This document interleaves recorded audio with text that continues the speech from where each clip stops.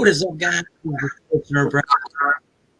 to the Walker Report, part of In the Zone Sports Talk Radio, part of NGSC Sportscast. Remember the website, it's ngsc.com for all your current sports content. We are sponsored by creatingzenspaces.com, local choice in St. Petersburg, Florida, for house cleaning, organization, decluttering, and pet sitting. It's about finding the peace within you and adding comfort to your life. Remember, Zen Spaces begins with you. Be kind to yourself and one another. And via NGSC Sports, we are also sponsored by Garrett's Carrots. Illuminate your inner self, shatter the trendy norms, and open up to your world to a newfound level of confidence and admiration. Remember, Garrett's Carrots, jewelry and luxury accessories. Welcome in, guys. Happy Thursday to everyone out there. Hopefully everyone's having a great week. Yours truly is not having back pain this week, so I just want to say that. And or stomach issues as well. I didn't have any of that either this week, so that's good so far. We have a packed show. I have a bunch of topics that we can touch upon. Adam is already on the board already, so let me bring Lou on as well. Good evening. Good evening, Lewis. How are we tonight? All right. Nice touch on Gerald's show. Better than I was last week. I'm glad you're feeling better, bud. Yeah. How did it go, guys? I couldn't get on there tonight, so how did it go? I was only there for the last 10 minutes before I came over here because cool. This is my real gig. Right. Yeah. But I had fun. I had fun. Yeah, you did. It sounded like you did. I mean, I didn't think it was you for a minute there, but then I found it was what Gerald said, like, oh, it's Adam. Yeah, it's our Adam. Yeah, I was supposed to be there the whole time, but I was going to come on about 7 because I had to eat and I needed to get a shower and eat, but then other things came up and you would look pretty ridiculous coming on with in the shower. Yeah. Well, I'm not taking my laptop in the shower, so sorry. No. We'd have to move this show to a whole nother platform. Yeah. I don't think either one of you want to see me without my shirt on. We'd have to have an OnlyFans channel now. There you go. Yes. I think Brad, you have seen me without my shirt on, and I'm sorry about that. Yeah, actually, I can say I have. He was drumming one day, and I happened to see him on TikTok. I will admit that. Yeah. Well, I remember one thing. That's for the 11 o'clock show, adults only. Yeah, definitely. That's Walker Report After Dark. If we ever do a show from 11 to 1 a.m., it's adult rated only. So yes. Yeah, it's skins only. Put the kids to bed early. No shirts allowed. Yeah, exactly. Hey, I'm a reverse stripper. They pay me to put my clothes back on. Yeah. That's a first. I love that. Before we get into the topics, guys, tonight is the NBA draft, right? Am I correct? Yeah, it's getting ready to start here pretty soon. Well, hopefully the Orlando Magic don't screw it up. I'm just gonna say that they get the first. Yeah, we'll be doing like we did last year, because we were on the air last year when they did the draft. We'll just be commenting on the anything interesting and whatever, but we won't be following it like we do the NFL draft. Right. The commission's already starting. Let me. I have a lot of golf news, so let me start with that. Get that out of the way. Well, you're getting that set up. I just wanted to say that I think Adam Silver is the best commissioner in sports right now. Yes, I agree. I wholeheartedly agree with that. I agree with that one. I'm opening a beer. So we have another PGA player that has gone to live golf, and that would be Mr. Brooks Koepka. Yep. I saw that yesterday. Are we going to start calling them defectors? Uh-oh. Well, the defectors are still going to play in the Open Championship next month at Andrews. So I thought they were going to. I thought that the PGA Tour was going to suspend all those guys. They did, but this being historic and whatever with the Open, they decided to amend that for this tournament. Okay. I think worst case scenario for the PGA Tour now is to have one of these guys win. That's going to be That's going to be the interesting part. And to think, a few weeks ago, we never even knew the PGA had a rival. Surprise, surprise. Well, up until last week, they didn't have a rival league. Well, yeah, but until this thing came along. Right. I think it could be good for the game of golf. I don't know, because I think the PGA now has some competition. I think this might hurt them. Well, I think competition is good for any business. I think having competition, it creates an incentive and incentivizes them to get to be better. Yeah, To get, but the LIV is taking all the players in the PGA Tour away. well, That's not going to be good news for them. the thing about that is that the PGA has to develop. They have to develop more than just the top 3 guys. Yeah. I think that's what's hurt golf over the last 20 years is that outside of Tiger, they didn't develop anybody. I mean, if you're not a sports guy, if you're not a golf guy, name 3 golf. If you walk down the street, I know you watch. I know Bradley watches some TikTok, but if you've seen those man on the street interviews, I know Jimmy Kimmel's done it. Other people have done it where man on the street walk up to them and say, name 3 golfers that played in the last 20 years. I think 90% of people wouldn't be able to name one, let alone 3. Yeah. I think the only name you would hear it would be Tiger, I think, or Phil Mickelson. Outside of those 2, you would maybe Rory. Rory might get. Well, you probably would get DeChambeau because he's got some controversy, but he's with Live Golf now. Right. Uh-oh. Yeah. Oh yeah, they're both on that tour. I know, but well, Lou, you know what I heard? I heard a rumor here on local radio that now that they're both with Live Golf, again, guys, if you do not know what Live Golf is, because maybe you didn't hear from the last time we had it on the show 2 weeks ago, Live Golf is a golf tour that is being basically being sponsored by Saudi Arabia. Yes. Money is coming in. Now, obviously, the country is well known for sending terrorists. They have killed an American reporter recently. Let's just cover it under the blanket human rights violations and yes, human rights violations. Why would they take it? With the way that Saudi Arabia is, why would they take this? Well, now think about this too. The Saudis also bought. There you go. The Saudis also bought a Premier Soccer League team too. They're trying to get every sport that America has and bring it overseas to the people in the Middle East. Obviously, that's what they're trying to do. That's what they're. I mean, the Live Golf they're playing in Oregon this week, so they're playing in the States. This isn't just overseas thing. Well, it's next week, but still. Yeah, correct. I think the thing is it could be good though. It's a non-violent way to export American values around the world. Well, the commissioner Jay Monahan of the PGA, he's the commissioner.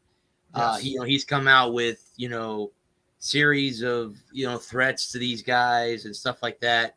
But at the end of the day, as Kevin said 2 weeks ago on this very show, why didn't the PGA Tour come up with something like this a long time ago? Why did it take them so long? Now it's just like, to me, it feels like the WWE waited and now they have AEW. And again, I'm not comparing the 2 sports because obviously we know wrestling is sports entertainment. It's fake. It's not real. Golf is real. It's real. It's a real sport. Not everyone considers golf a sport. People don't consider NASCAR. People don't consider fishing a sport either. But or bowling. That's them. Let them have their opinion. They're entitled to it. Right. So I think what it is that it's kind of that that old adage, if it ain't broke, don't fix it. I mean the PGA was made. The PGA, like all these leagues, all the big leagues, NFL, NHL, MLB, NBA, they print money. And if it's not broke, don't fix it. I mean, if you don't see any value, if there's no market, if you don't see a market, if you don't see the Middle East clamoring for golf, why bother? I mean, look at what happened with NFL Europe. The NFL wanted to expand, wanted to get into, and it flopped. And look at how many issues that the NBA has had trying to break into China with the way that the Chinese censors are. I can understand why the PGA doesn't want to deal with the headache that would be trying to be in the Middle East. Yeah. Oh no doubt. And then, well, see, there's the thing too. They were talking about. We were just talking about the WWE. They have a contract with Saudi Arabia till I think 2027 or 2028. Wow. So they're going to have one of their pay-per-views, which I think, forget what the Crown Jewel, I believe, is what the pay-per-view is. Yeah. Yes. And then again, too, the thing with them is, remember, in Saudi Arabia, women are like second-class citizens. So the WWE in the past, recently has made the women's, women's division? part of their division a mainstay in that pay-per-view. So they want to show that women are not second-class citizens, even though in that part of the world they are considered second-class citizens. Right, and I think that's one thing. Is that over the last 20 years, we've exported American values at the point of the sword. Right. And we've been over there and we've been bothering them with our military, and in a certain way, it was necessary. And don't get me wrong, I'm not trying to diminish the events of 9/11 or anything like that. And I think we've done a lot of good, but we've also done, there's a lot of blood been spilt by American weapons, and it's nice to be using our money and our influence over there in a positive way to influence those people and to show them that we're not just a bunch of bloodthirsty monsters, and we're not the new Mongol Empire. True. Well, and again, and I think what is imposing our will upon those people because they look different, I think is a big.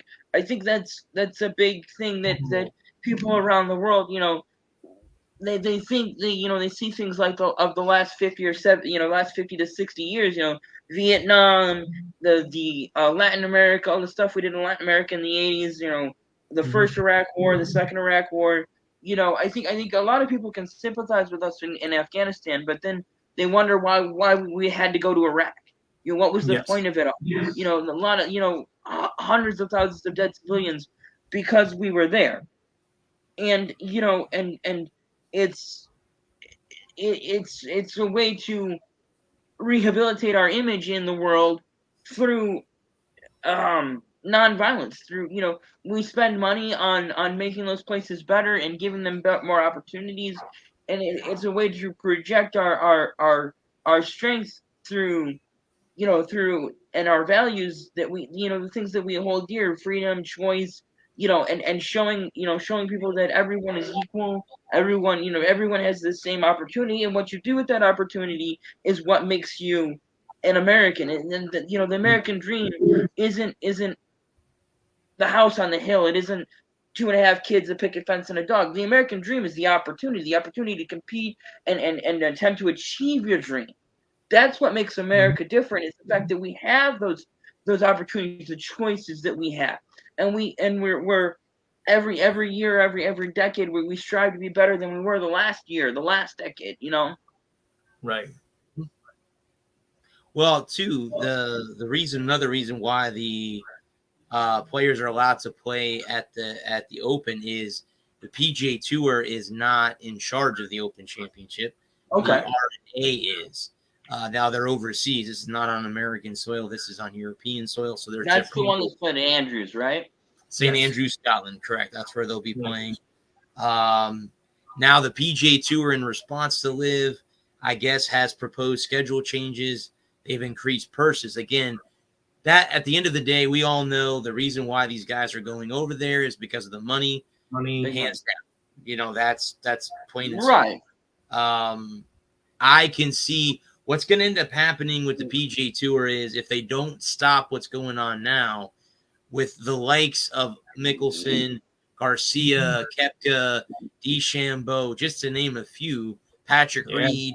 If you keep losing your stars, you're going to have middle, what they call the middle card guys, mid-card guys. But that could be good. And why that could be good is parity.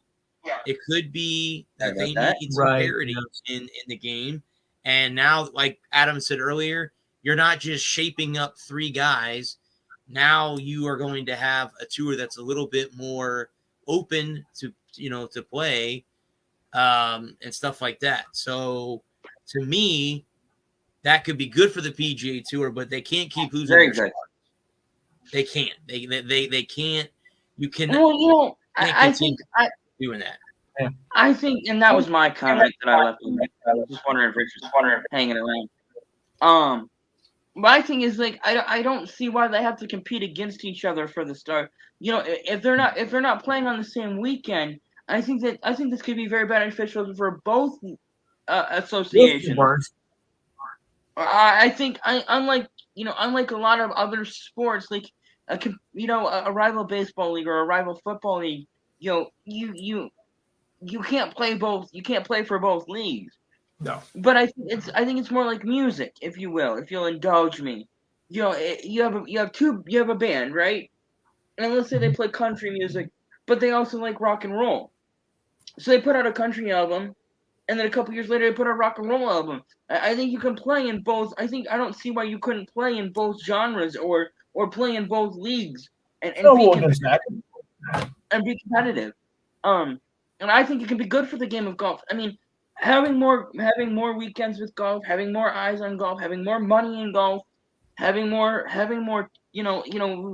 talk of golf. We spent almost 20 minutes on golf this evening, which is longer than we normally spend on golf. We do who's playing, who's winning, who's losing. Maybe talk about Tiger, and we spent the last 20 minutes or the first 20 minutes of the show talking about the LIV Tour, and I think it can be good for golf to have more eyes, have more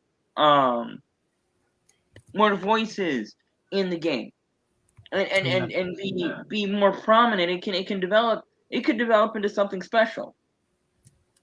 I think I want to say that I think that's the hope. Let's just see how it plays itself out. Because right now the PGA Tour is taking it as LIV is a rival. It's against them. So we'll see. I mean, I saw Phil Mickelson's press conference last week before the U.S. Open, and he said he would like to play on both. He said that I'd like to have a future where I could play on both. The reason that he joined LIV is to have more time with his family, because again, you're not tied to going to events, meeting up, photography, commercials, whatever it might be, promotion. Right. He has time to spend time with his wife, Amy, and his kids, and he doesn't have to play, and it's only 3 rounds compared to 4.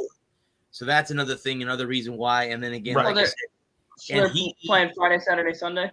Yes, he admitted in the press conference that he has a gambling problem. He's had a gambling problem for years. We all know that. It's been documented many times. So maybe one of the reasons why he went there is, they paid him $200,000 or $2 million or whatever, $200 million, wasn't it? Whatever it was, and he took it to get his gambling debts caught up. For all I know, I don't know. Right. Again, it's the thing about golf is I've played with people that like to gamble. I play with people that don't want to gamble, but a lot of people, some of them do every time you tee it up. I don't like to gamble. I think the game is hard enough, and putting more pressure on yourself, betting money or God knows whatever. It's. I would, if we're gonna gamble, it's $1 a hole. It doesn't matter, $1 a hole. And that will be fun. Right.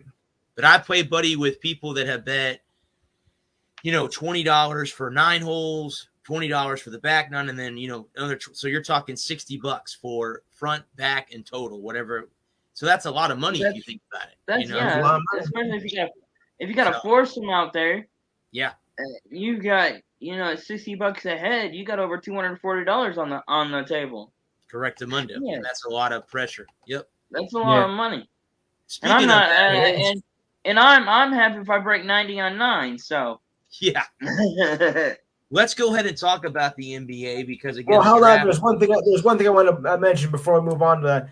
Go ahead. I mean, Kapka and and Deshamba, I'm like, hey, Brooksy, how are you? Oh no, you again? I joined us to get rid of you. Now you're here. Oh, don't be surprised if they don't play. Don't be surprised if LIV doesn't do some kind of like one-on-one match with those two. I would not be shocked. Neither would I. Sometime this fall, you watch. If it's not something either on pay-per-view or something like that. You'll watch Yeah. and see. Watch Oh, and yeah. see. It's going to happen. Hey, Probably. Brooksy, get out of here. So Why I gotta? tonight is the 2022 NBA draft. Yes. Like you said, guys, for all our NBA fans, we don't cover the draft like we do the NFL draft. The Orlando Magic won the draft lottery. They will make the first pick, which I believe is the kid from Auburn. Correct me if I'm wrong. No, Duke.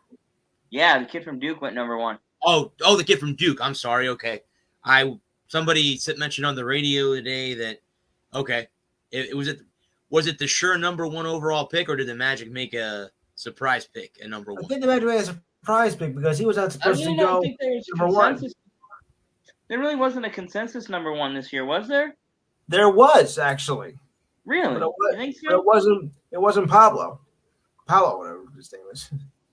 Yeah. I knew there was a lot of debate this year, unlike some other years, like when Giannis went number 1 or when Zion went number 1. Right. You guys, speaking of Giannis, did you guys see that their Disney Plus is doing a documentary about him and his family? I did. Yeah. That was pretty cool. I don't have Disney Plus personally, but that looks pretty cool. Okay, so here is the 2022 NBA draft. All right, so here's all the guys. All right. I'm guessing it's on the NBA channel, right? I'm assuming. ABC. ABC and ESPN. ABC, ESPN. Yep. Okay. So Chet Holmgren went number 2 to Oklahoma City. Mm-hmm. Yep. Okay. Out of Gonzaga. Yes. So okay, I wonder if that was the kid that was supposed to go number 1. Yeah, I think that was the kid that was supposed to go number 1 to forward. Okay, so that's who the Magic picked. Not to get off the topic, but I read an article, guys, on BleacherReport.com. Actually, you know what? Instead of me reading it, why don't I just share it with you, and then you guys can respond to it as much as I do. Then I can. Let's do that. Hang on, we can read it together. This is ranking every NBA championship team from the last decade. Okay. So I'm gonna. Is that big enough, or do you need to make it bigger? That looks pretty good. Right there, is that fine? Can you read it, or do you need me to make it big, Lou? I can see it. Ranking every team NBA championship in the last decade. In the last decade, okay. Yep. So I'm guessing they're going to start at number 10, and that so the 2019-2020 Los Angeles Lakers. That was the bubble year at Disney. Yep. At the Wildwater Sports Complex when they beat the Miami Heat. There's Gerald. Yeah. When they beat the Miami Heat. Good evening, sir. So this is number 10. They ranked the Lakers number 10 in the last decade. Number 9 is last year's Milwaukee Bucks. Yeah.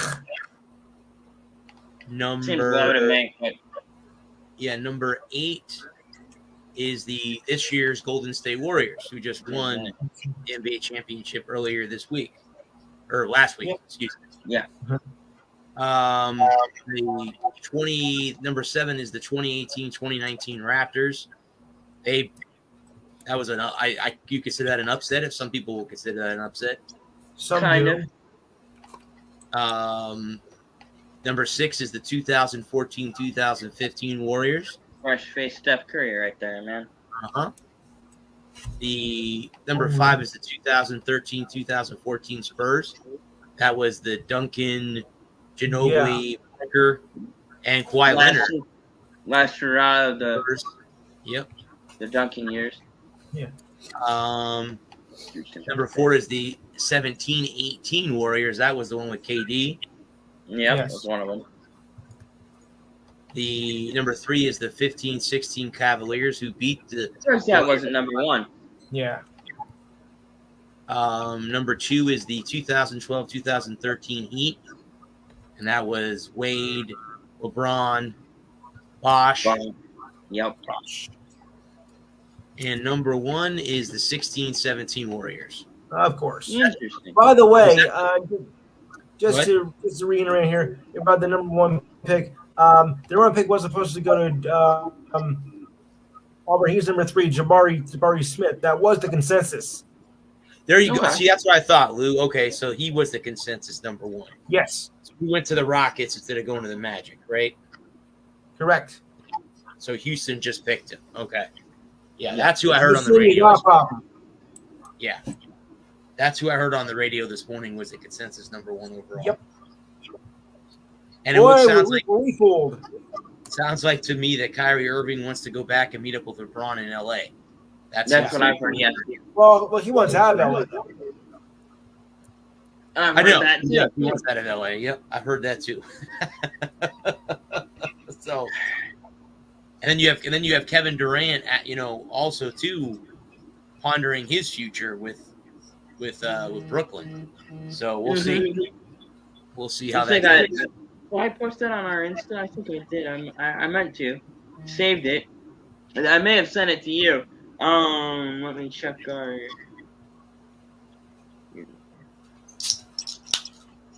That's not what I wanted. That's what I wanted. And that's the one thing. This takes only place in one night, not like 3 or 4 like the NBA and everybody else. True. Yeah. They only have 60 players, right? Yeah, that's correct. 230. I mean, baseball would take about, if you watch the baseball draft, that would take about a month. And don't they have like 40 rounds? You still have that Yeah. many? How can you find time to follow that? Shit. Well, too, with the MLB draft, you never know who you're going to get. They draft kids out of high school and college, and then they may draft them number 2 overall, and then they end up going to the minors. There's a couple of middle schoolers that got drafted this last year. Yeah, they're not going to majors. No. This is it. 3 years ago, KD and Kyrie left the Warriors and Celtics to bloom something special. Now, those 2 teams are in the NBA Finals, while the Nets got swept in the first round. Mm-hmm.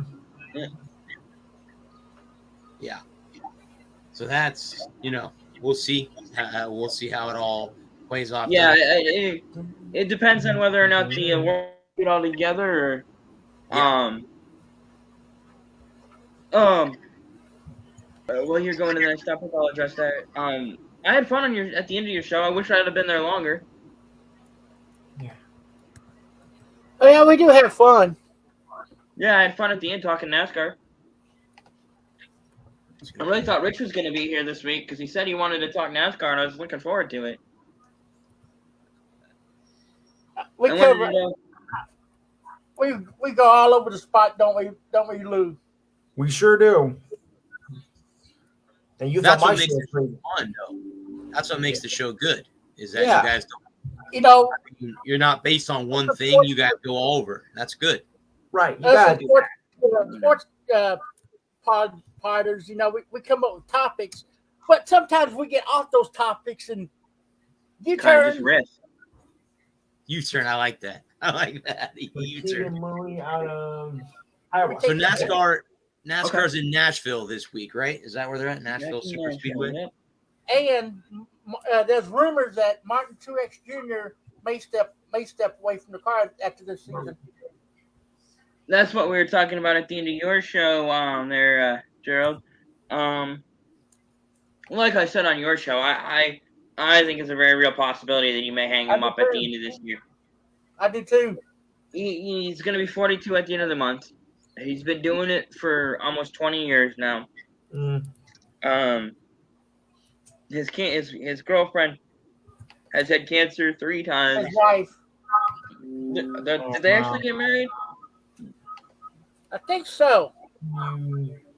But anyhow, his significant other has cancer. She's been in and out of chemo. She's been going through radiation, and plus she has that foundation he's been working with. So it's taking a lot on him. I'll bet. Sure.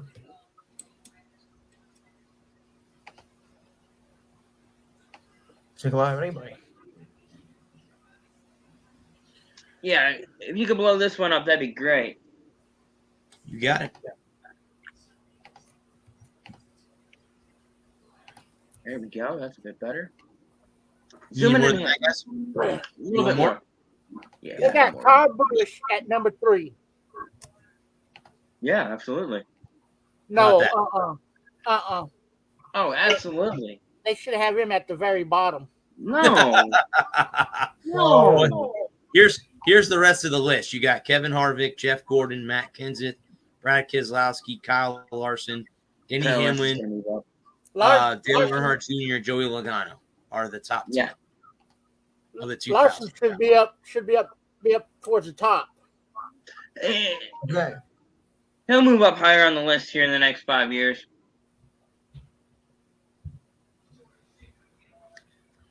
You guys know more about NASCAR than I do, so I mean, why doesn't Kyle Busch belong at number 3? Because of his attitude. His attitude. He's the best race car driver I've ever seen. Yeah, but his attitude, though, because whenever he wins a race, he don't think his team. It's always about I. And there's no I in team. Some people forget that. But there is a me in mother effort. Right. There's a what and what, huh? There's a me in mother effort. Yes. And he's a bad mother. He's the best race car driver I've ever seen. I thought I was talking about Shaft. Race car driver I've ever seen. Bar none. That's the only reason why I don't like it, because if put wheels on it, he can drive the wheels off of it. And also when he gets into a wreck and or something happens and the reporters try to talk to him, he just walks away from them. Yep. Ain't got nothing to say to you. You know, that sounds like Bill Belichick. If you're having a bad time, and talk to them. They're right there to answer questions. Well, I think the thing about it is like, you know, how many times can you say what you have on your mind and get fined for it before you say nothing at all? Well, it's like Marshawn Lynch. I'm just here so I don't get fined. Yeah. I mean, you know, you speak your mind and everybody goes, "You're a crybaby little bitch," and then you say nothing and everybody goes, "You're a crybaby little bitch." I mean, what more? What do you want him to do? Yeah. And if you toe the line and you don't say anything controversial, everybody says you're boring. You know, if you just toe the line and you say you don't put a toe out of the line, out of line, you're Matt Kenseth and you're boring. You know, he could easily say, well, you know, we've had, you know, it was a bad day for the number 18 team. But that's not what he thinks. But that's not how he thinks. That's not his personality. And you complain about his personality and sit here and tell me that he's a whiner when his personality is he's so driven and he's so competitive and all he wants to do is win and when he doesn't win, I didn't say he was a whiner.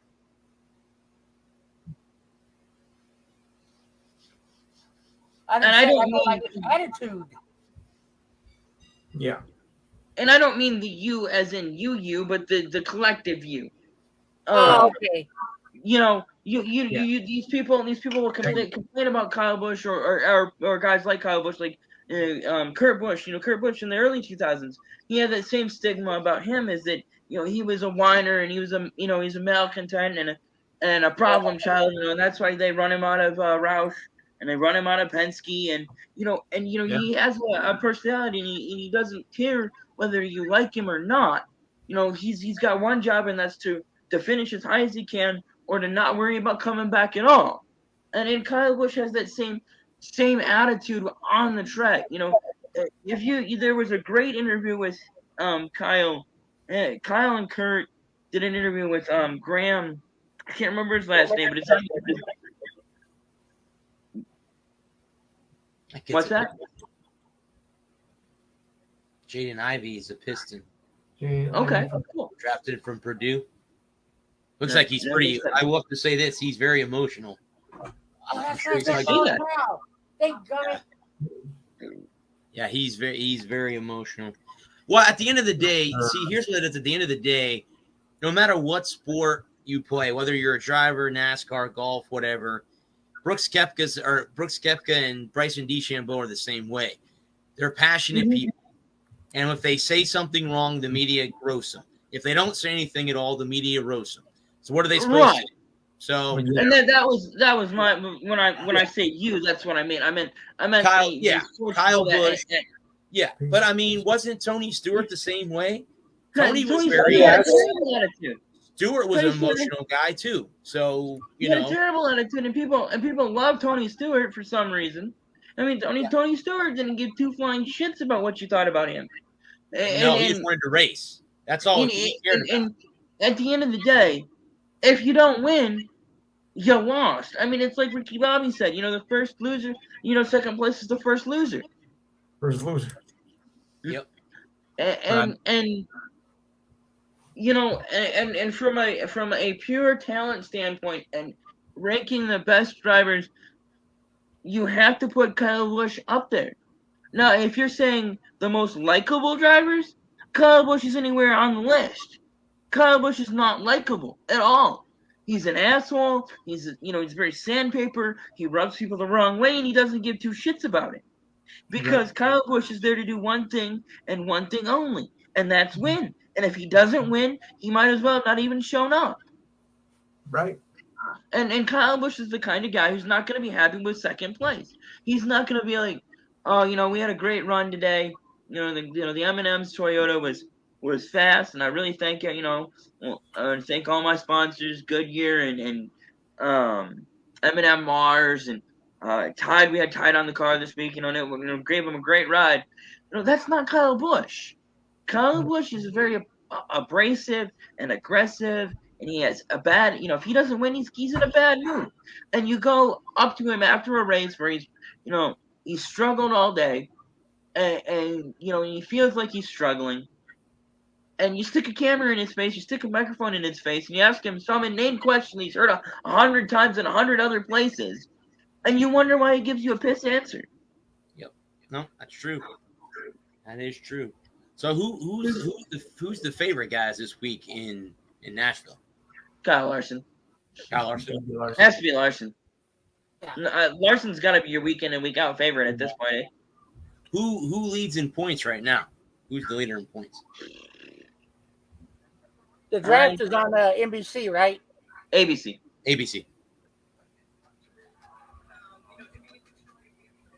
The Pacers just made their pick. Oh, that's the NASCAR app. Yeah.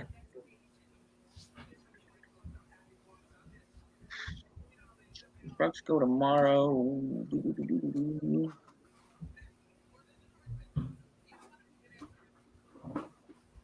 That's what I was looking for. So, Chase Elliott right now is leader. The top five are Chase Elliott, Ross Chastain, Kurt Busch, or Kyle Busch, sorry. I think, yeah, Kyle Busch, Blaney, and Logano. That's the top five. Okay. The top 10 are Truex, Larson, Byron, Bowman, and Bell. And the 11 through 16 are Amarola, Hardwick, Briscoe, Riddick, Dillon, Jones, and the rounding out the top 20 are Suarez, Cindric, Bush, as in Kyle, and McDowell. Denny Hamlin, 21st in points. 2. Hot damn. Thank you for that. Cool. Okay, guys. Where do you guys want to go next? I have XFL, USFL. I have NHL Stanley Cup final. NHL. Stanley Cup final, man. The USFL. Okay, USFL. USFL. Yeah, you got it. Playoffs. Playoffs. Yeah, we're playoffs now. I'm not talking about playoffs. We're just trying to win a game. Yeah. So it looks like in next year, the Panthers will have earned the first pick in the 2023 USFL draft, from what I've read. Assuming they have another year. Yeah. How many do they win? Did they win a game this year? Or they have the big goose egg and wins? I didn't watch any. Oh no, I think they actually have one. Sorry, so one win. So it looks like to me that the general pick on CBS is the Generals versus the Stallions in the championship game. That's who they have picked. Okay. CBS. That's CBS's opinion. Okay. I haven't been following it as closely as I would follow the NFL, but when I've been able to tune in and watch, when it's been on, and I've been, it's kind of the unfortunate thing for the USFL is it came up against the end of the NFL, the NBA season, the end of the NHL season, and the beginning of the MLB season. So, well, let's go ahead. I thought Lou was I can going to go say ahead. something. Yeah, that's So the thing. Tough competition. The NBA playoffs, NHL, the Masters, and the Masters and the U.S. Open. So, but Yeah. I think And it's hard Mark, to tell for somewhat. And kind of it came out. I think that they would be better served starting right after the NFL season, because at that point, when I get out of football, I've had a couple of weeks off from football, and I'm not, not ready for, taking a break from the NFL is kind of fun. Okay, a break from football and not and focusing on other things, because from August through February, my sports world is dominated by the NFL. Right. And so when I step back from the NFL and I look into other things, and I start getting I get back into baseball, I get into the NHL again, get into NBA again. You got March Madness is right around the corner, so college basketball. So when a new football league starts up and it's not featured prominently, it's not they're not really marketing it well. I forget that it's on, and then when I turn it on, I'm like, oh, okay, it's football. And at the end of the day, it's just football, and there's nothing special. They don't have, again, like we've talked about ad nauseum at this point. It's just they don't have any stars. They don't have any draws. Yeah. There's no big name guys. Like the original USFL, they had Jim Kelly and Herschel Walker. Jim Kelly, Walker. Yeah. Young. They had some big names out of college football, and this new USFL, they don't have the same kind of star power that's able to excite fans. Well, and I mean, maybe next year it'll be a little bit better that the teams will be playing in their home stadium. Yes. Yours truly will hope maybe possibly to be covering the Bandits next year. I did see that the XFL is moving the team out of Tampa to Orlando. So I am not driving to Orlando to cover non-NFL things. So yeah, sorry. Don't blame me. If the Bandits play in Tampa next year and I'm, Ralph is able to, get me credits, I will cover the Bandits next year. But yeah, I mean, I think it will survive another year because next year the teams will be playing at home. They'll be able to back up in their own. Alabama, it won't be all in Birmingham. Nothing against Birmingham. It's just that it's hard for a fan that would have to travel all the way there for a game. That's what I've been saying. Yeah. So yeah, definitely. We'll see how the league does next season. Again, maybe it's smart to start it immediately after the Super Bowl. Maybe the week after, or a week, 2 weeks after Super Bowl, get it started up. Then that way we're not running into, like you guys said, the Stanley Cup Finals, the NBA Finals, the Masters, the U.S. Open, a lot of big eye-catching events. You got the Preakness, you got the going on Kentucky Derby. If you're playing in March, you've got March Madness. And then also too going on right now too, you have the College World Series. I mean, not a lot of people pay attention to college baseball, but you have that as well going on. That's gonna draw some. That can draw some fans. Saturday. No, yeah, I mean, so again, it just depends on. What you're looking at and stuff like that. So, what you're looking for, I kind of think with 18 weeks of NFL football and 17 games, I think people, you kind of get burnt out. Especially if you're in, let's see, you're a Bucks fan, an unfortunate Lions fan, a miserable Lions fan, a Jets fan, a miserable Jets fan, and a miserable Cowboys fan. So you got 3 out of 4 miseries here. Well, the last thing I want to deal with is more football with guys that I don't know and don't care about. Yeah. And I think that's the biggest problem for the USFL is I don't care about these guys. I don't care about the Michigan Panthers. They don't have anybody that, excites me and, makes me want to watch the games. And then they're on it so obscure time. And like, and again, being a NASCAR guy, and I think Gerald can understand where I'm coming from. Like, when the NASCAR race is on, I don't care what else is on. I'm watching the race. Yeah. So you got to, except for NFL football. NFL football is so big and so popular and so all-encompassing that it trumps just about everything. I think the only thing that it might not trump at this point is maybe a return to the moon, but that's even that stretching it.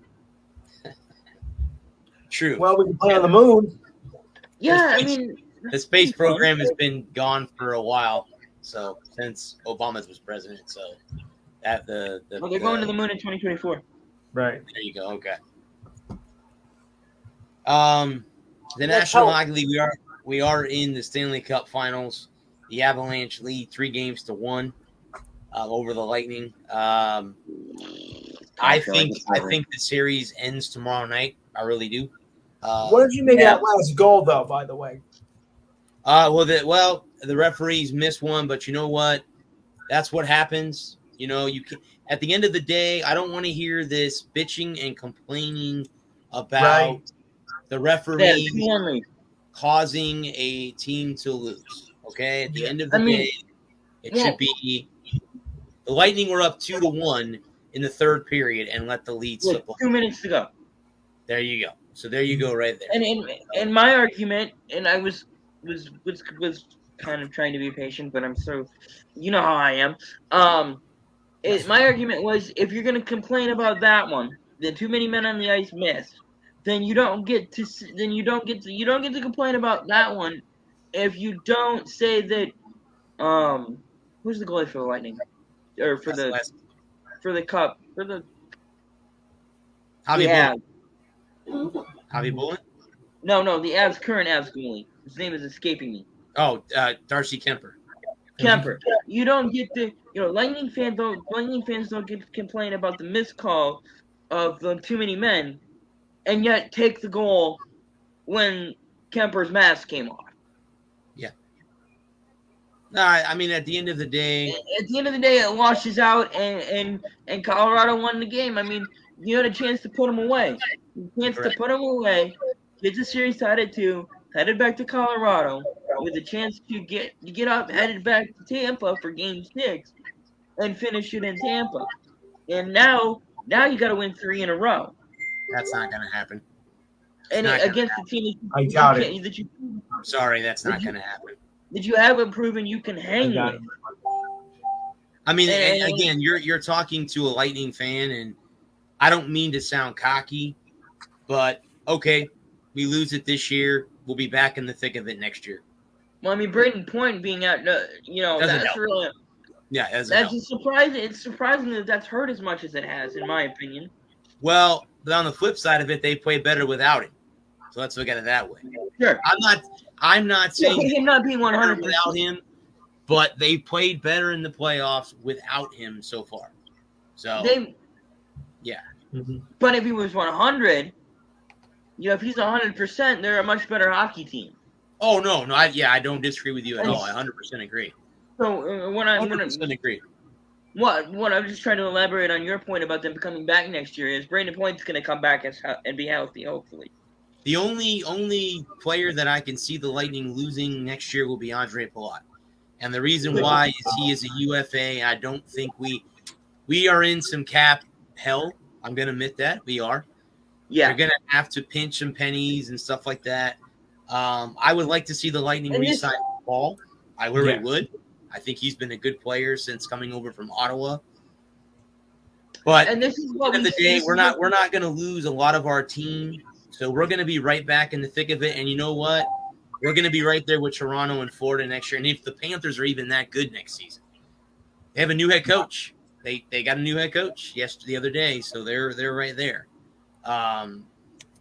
So yeah, I mean it again. I don't want to sound cocky, but that's just me. I think we'll be right in the thick of it next year. I don't think it's cocky at all. No. I think that this will really be if John Cooper wants to be considered a great head coach, it will be getting his team to turn it around in the next 3 games and dig themselves out of the hole that they found themselves in. And or let's say they lose tomorrow night. Let's say it's all over in 5, and Colorado wins it all tomorrow night, and they have to, for the first time in 2 years, watch somebody else skate their cup. Mm-hmm. You know, it's really gonna test the mettle of the Lightning, and we'll see where they are in November of this year. Well, the season starts in October. October 11th is when the season starts. Yep. Right, and we'll see at the Thanksgiving break, going into December, how the Lightning have responded, and it'll really test the mettle of John Cooper as a coach, because 3 years ago he was this close to being fired. Yep. Right. Yes, he was. Especially then after them getting swept in the first round by Columbus. Yep. There were a lot of us, including us fans, wanted him out of there. Yep. And again, let's and again, I'm not trying to make any excuses for anything. The Lightning have played the most hockey of any franchise over the last 2 years. Period. Correct. We've played more hockey than any franchise. We've had 2 shortened off seasons to not fully heal, not fully rest. This year, if we lose tomorrow, if they win tomorrow and they force Game 6 back here on Saturday or on Sunday, that will be great. But they look tired. Obviously, fatigue is starting to set in. And you know what? The Avalanche are, and again, the Avalanche are not, they're not going away either. The Avalanche no way. And you know what? All the teams that the Lightning beat, the Maple Leafs, they're going to be Maple Leafs. But lose Rangers. Let me tell you something about the New York Rangers. They're not going away. The Rangers are not going away. They're a young team, good head coach. They're not going away. They're not going to go away. Who knows where Montreal is going to be? Pittsburgh. Pittsburgh's not going anywhere. Yeah, the Caps aren't going anywhere. Philadelphia. Well, here, let me ask you guys this question. Philadelphia gets John Tortorella. How cool are those press conferences going to be in Philadelphia? You can have him. Love him. That media in Philadelphia will love him. Yeah, pretty much how I feel about it. They'll be 18-38-4, and he'll be yelling obscenities at street vendors, but it'll make for great sound. It'll be terrible like they always are. I would love to be a Philadelphia media member, and especially covering the Flyers. Yeah. Because it's going to be. I mean, it's going to make for great sound, but I just don't. Where has he ever gone that he's been successful? Where is he won a cup? Has he ever won? Has Tortorella ever won a cup? Yep, 2004 with us. Right. Okay. He was our coach in 2004. And since then, no, because he's been in New York. Yep. He coached the Rangers. He coached the Canucks for 1 year. Then he went to Columbus, and he left because he got into a fight with the general manager. Right. So he hasn't been great there, and now he's getting But I think he said this will be the last place he coaches. He's not going anywhere else. This will be it. He's getting kind of old now, Yeah. Now, I mean, outside of 2004, where has he been successful? What has he done? And that's like I look at all these guys, the Wings have an opening, and we're looking for a new head coach, and I'm like, why would I go and get any of these guys who just got fired?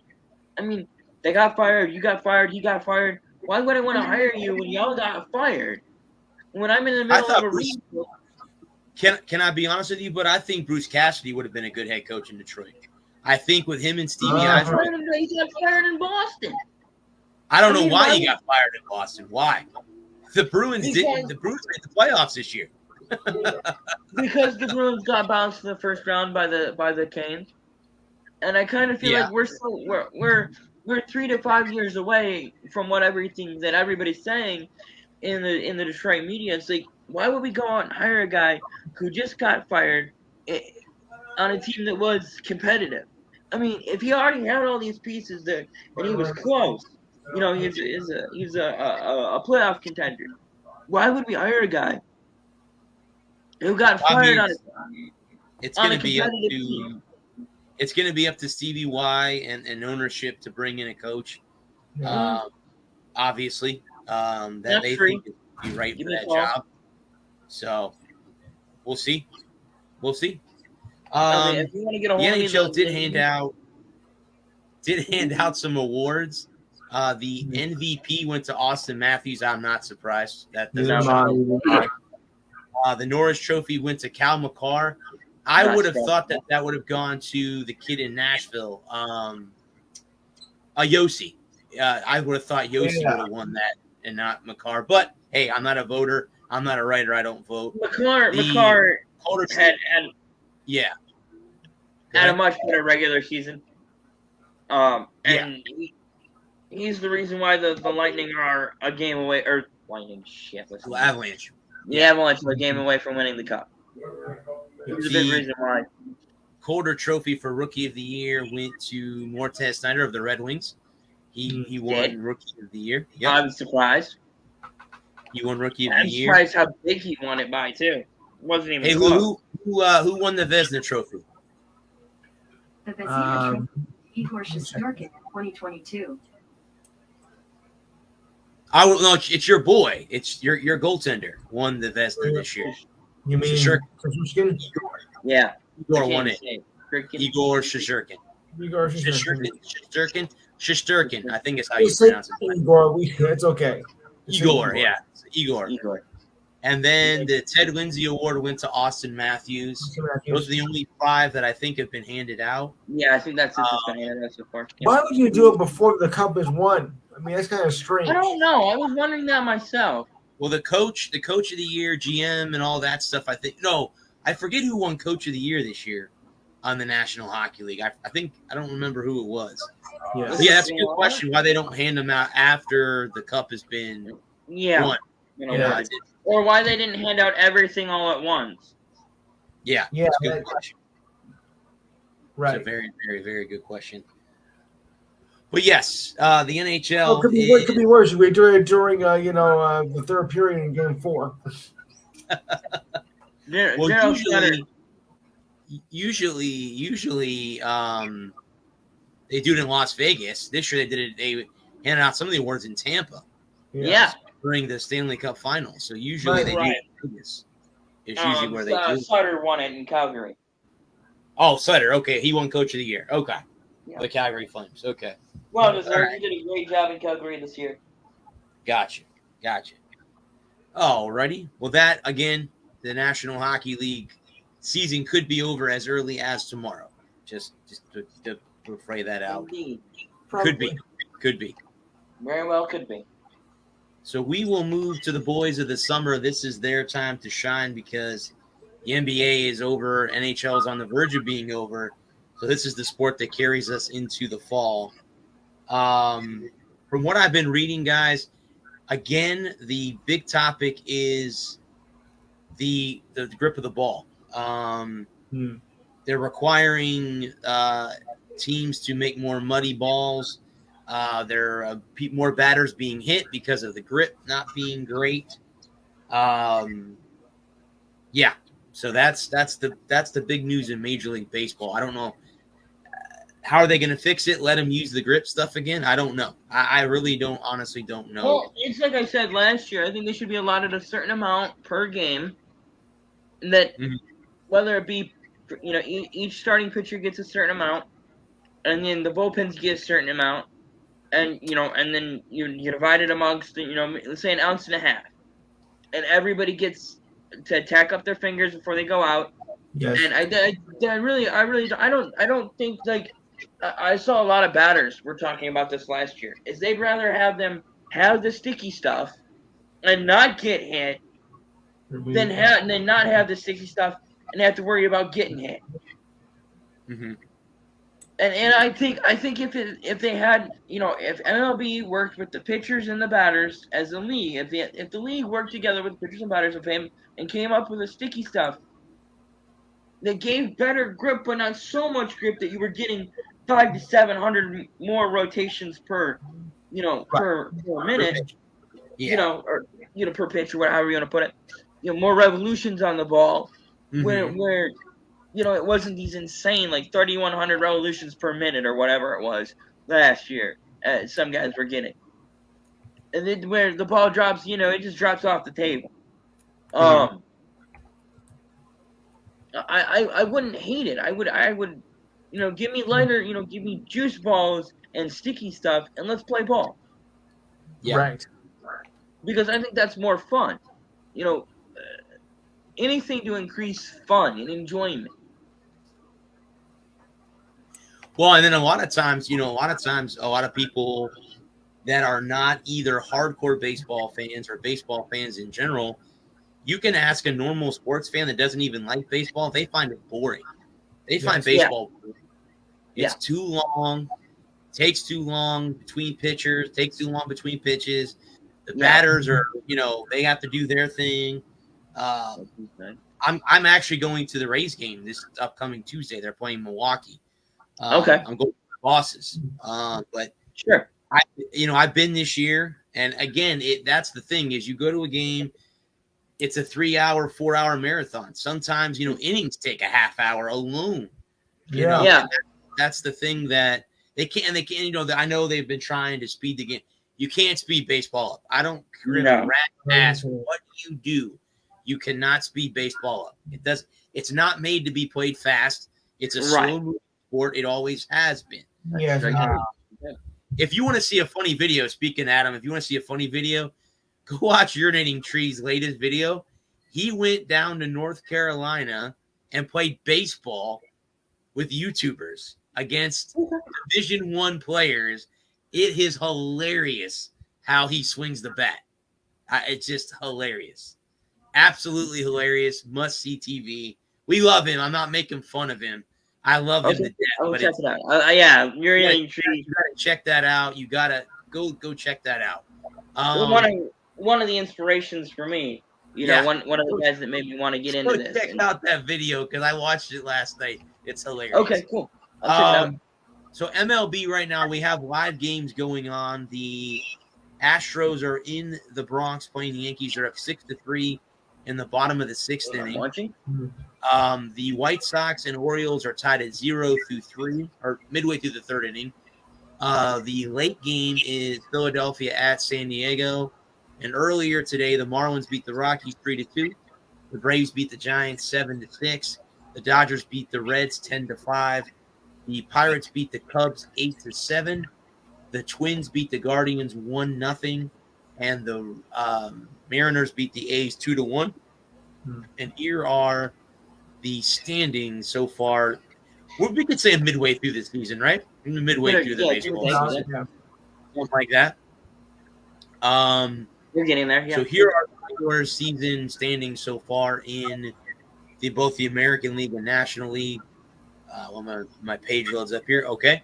Right now, as we speak, the Yankees are on top of the AL East, 12 games over the Toronto Blue Jays, 12.5 over the Red Sox, 14 over the Rays, 20.5 over Baltimore. The AL Central, you have the Guardians and Twins are tied up top. The AL Central, the White Sox are 4 games out. Tigers are 12 games back, and the Royals are 12.5 back. In the AL West, the Houston Astros have a 10-game lead on the Rangers, 11 on the Angels, 12.5 on the Mariners, and 21.5 on the A's. In the NL East, where it looked earlier this year like it was going to be a blowout, the Atlanta Braves, boys and girls, are only 4 games behind the Mets. Look out, New York. Here we go. Braves are coming up. Braves are coming up, man. They have a 4-game lead on the Braves, 8.5 on the Phillies, 11.5 on the Marlins, and 20.5 on the Nationals. In the NL Central, you have 2 teams tied atop the division with equal records, 40-32, and that's the Brew Crew and the Cardinals. The Pirates are 9.5 games back. The Cubs are 13 games back. The Reds are 15.5 games back.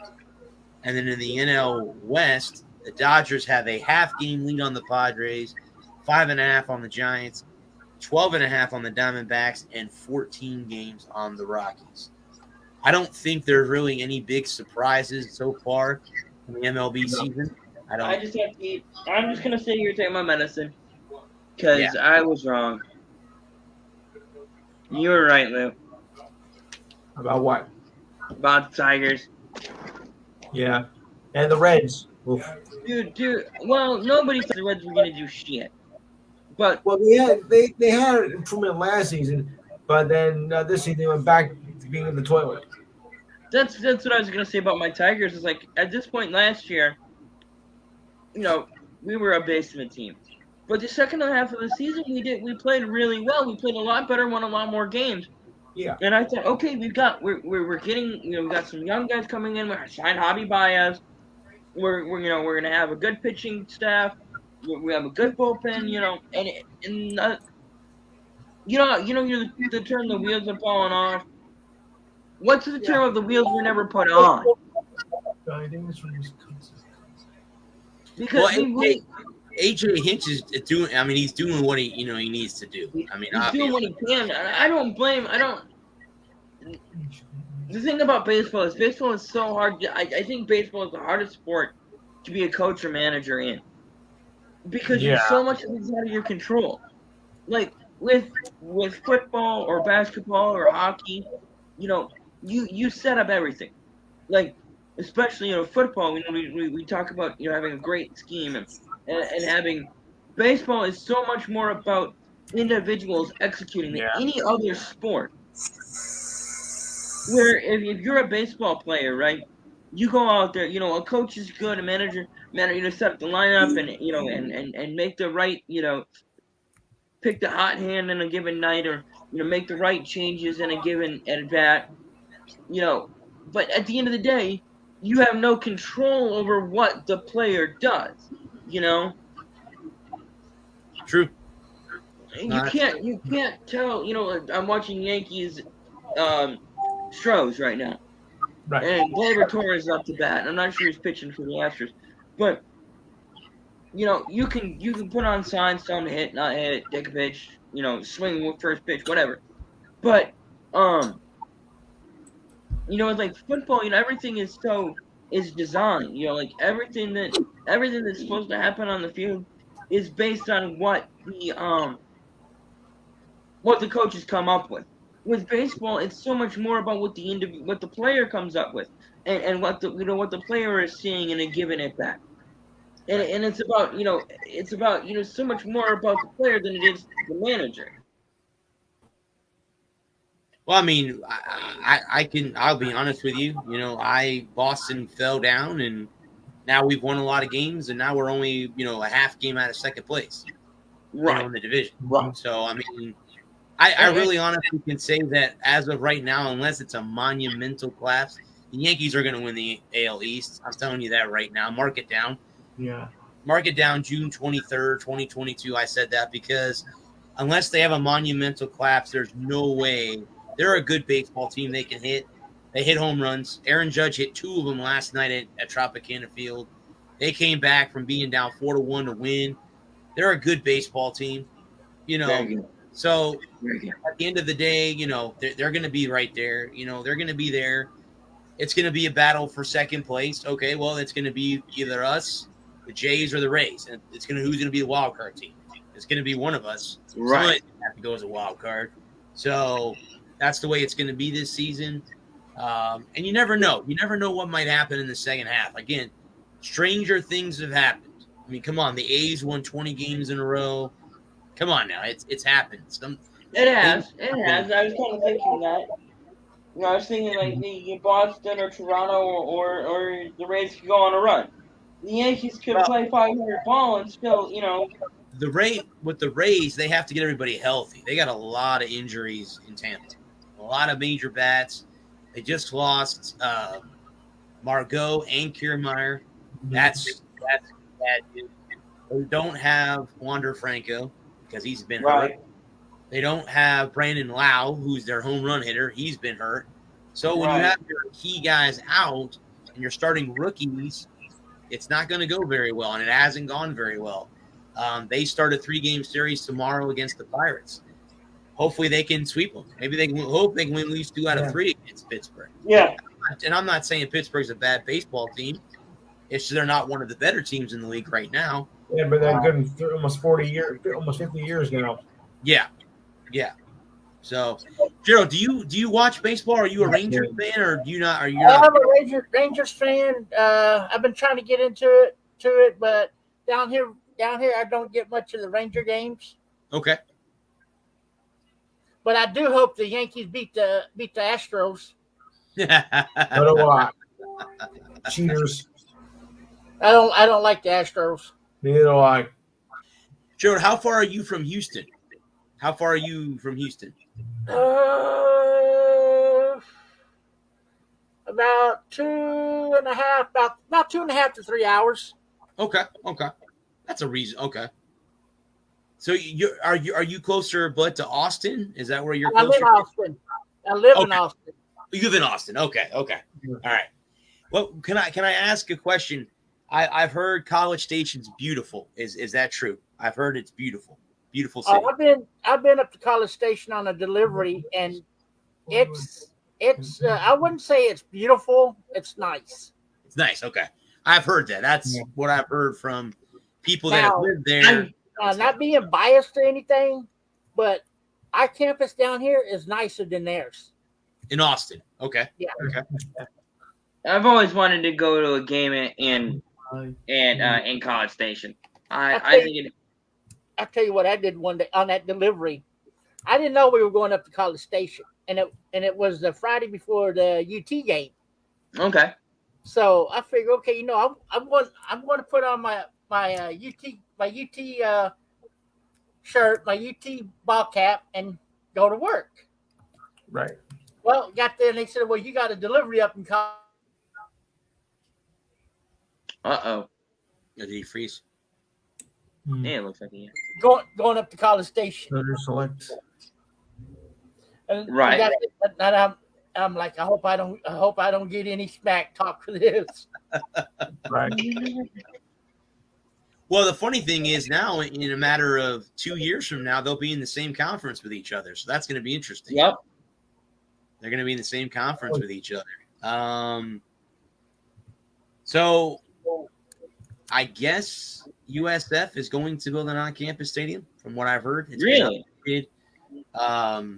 The construction is supposed to begin in 2024. What Okay. now? I'm interested to. They don't have an on-campus stadium at USF. They play at Raymond James Stadium, where the Bucks play. They've been playing there since the program started. But I guess Michael Kelly and company have. Ow. Ooh. How's your knee? How's the knee? I know he said he during a message he hurt his knee. I guess they've approved it. Now again, they need the money. I don't know how much money the school has invested into the stadium. But yes, I wanted to bring that up that they are going to build an on-campus stadium. Now, here's the thing. Raymond James Stadium seats 69,000 people. The new stadium's only going to seat 35,000 people. They're going to cut their attendance in nearly half. But how many people have they ever been able to get to Raymond James, though? They haven't really sold the stadium out, Bud, since Jim Leavitt was the head coach. That's what, it. 06, 07? They haven't. I mean, I've been there for the last 3 seasons. The only time that I've ever seen that place pretty full is when you have a big team like the Florida Gators were here last year. Wisconsin was another one. Did they have anybody there for Wisconsin? There was a lot of Wisconsin fans down here, surprisingly. Wisconsin was, 2019, right? Yeah. Correct. They opened the season against them, and we got murdered. Right. Jonathan Taylor ran all over us that night. So I tried to tell you people, but nobody wants to listen to me. Right. Yeah. Nobody wants to listen to me. I told you Jonathan Taylor was the best running back in the class, but what do I know? It's not like I watched the son of a bitch run my team over for 4 freaking years. Indianapolis is agreeing with you right now. Mm-hmm. Yeah. So let me give you guys, this is 24/7's thing. Here are the top 10 best non-conference games coming up this season. Okay. So number 1, Notre Dame at Ohio State, September 3rd. That's early in the season. Can they both lose? Notre Dame's going to take that one. That's Can they early both lose? Yeah. That's high.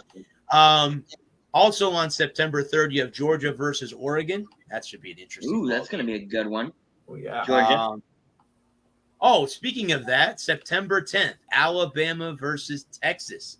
Gerald's team will be on against Bama on September 10th. Okay. Speaking of that, Bradley, here's the Longhorn schedule for this coming season. Go ahead. We open the season on the 3rd versus Louisiana Monroe. Okay. Win. Then on the 10th, we got the Alabama Crimson Tide coming in. That's the number third game, this year that they ranked. Yep. Then we got Texas. We got the Texas San Antonio Roadrunners. Never heard of them. Yeah, that should be a win.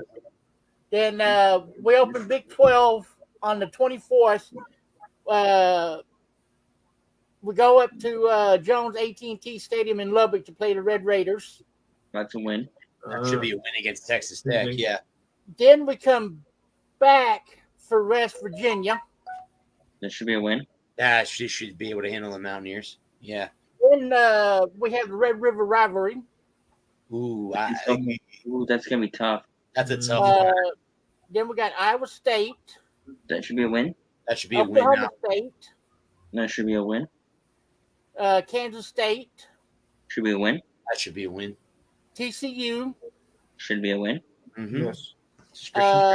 Then we got Kansas Jayhawks. It's another win. Mm-hmm. And then we close out the season against Baylor. Ooh, that'll be an interesting game. Uh-huh. The Baylor game will be interesting. So I have them at 10-1. I'm going to say I have us going 7-6. I have them at 10-1. Okay. 7-6. What games, Gerald, do you have them losing? I hate to say this, but the Red River rivalry. You think they'll lose to Oklahoma? You have to lose in Oklahoma? Okay. Yep. How about the Alabama game? Do you see them pulling an upset? No. And beating No. Bama? No. No, Okay. I don't see us beating Alabama. No way. Okay. No so way. So there's 2 of them. So where are the other 4 coming? Where are the other 4 losses coming? Okay. Let me. Yeah, Baylor has a loss. I would say Baylor's a 50-50 game. That's Yeah. 50. I'm gonna give Baylor the loss. I mean, I'm gonna give Baylor the win. Yeah. Okay. We should be able to beat Kansas. Definitely. Yeah. Can't lose to them 2 years in a row. TCU, we should be able to put the hurts on the Frogs. The Horned Yeah. Frogs. Kansas State, that game flip flops every year. Okay. K-State's going to get killed. So that's going to be a loss. And Well, the other loss is going to be Oklahoma State. Oh, Okay. against Mike. That was the one that I was 50-50 on was K-State. Because the only way we can really win the Big 12 title is if we beat Oklahoma State and Oklahoma. Yes. Mm-hmm. Mm-hmm. And they're given the past seasons. If we beat Oklahoma State, we can't beat Oklahoma. Mm. But if we beat Oklahoma, we lose against Oklahoma State. Sure. So then the big goal is to beat both of them.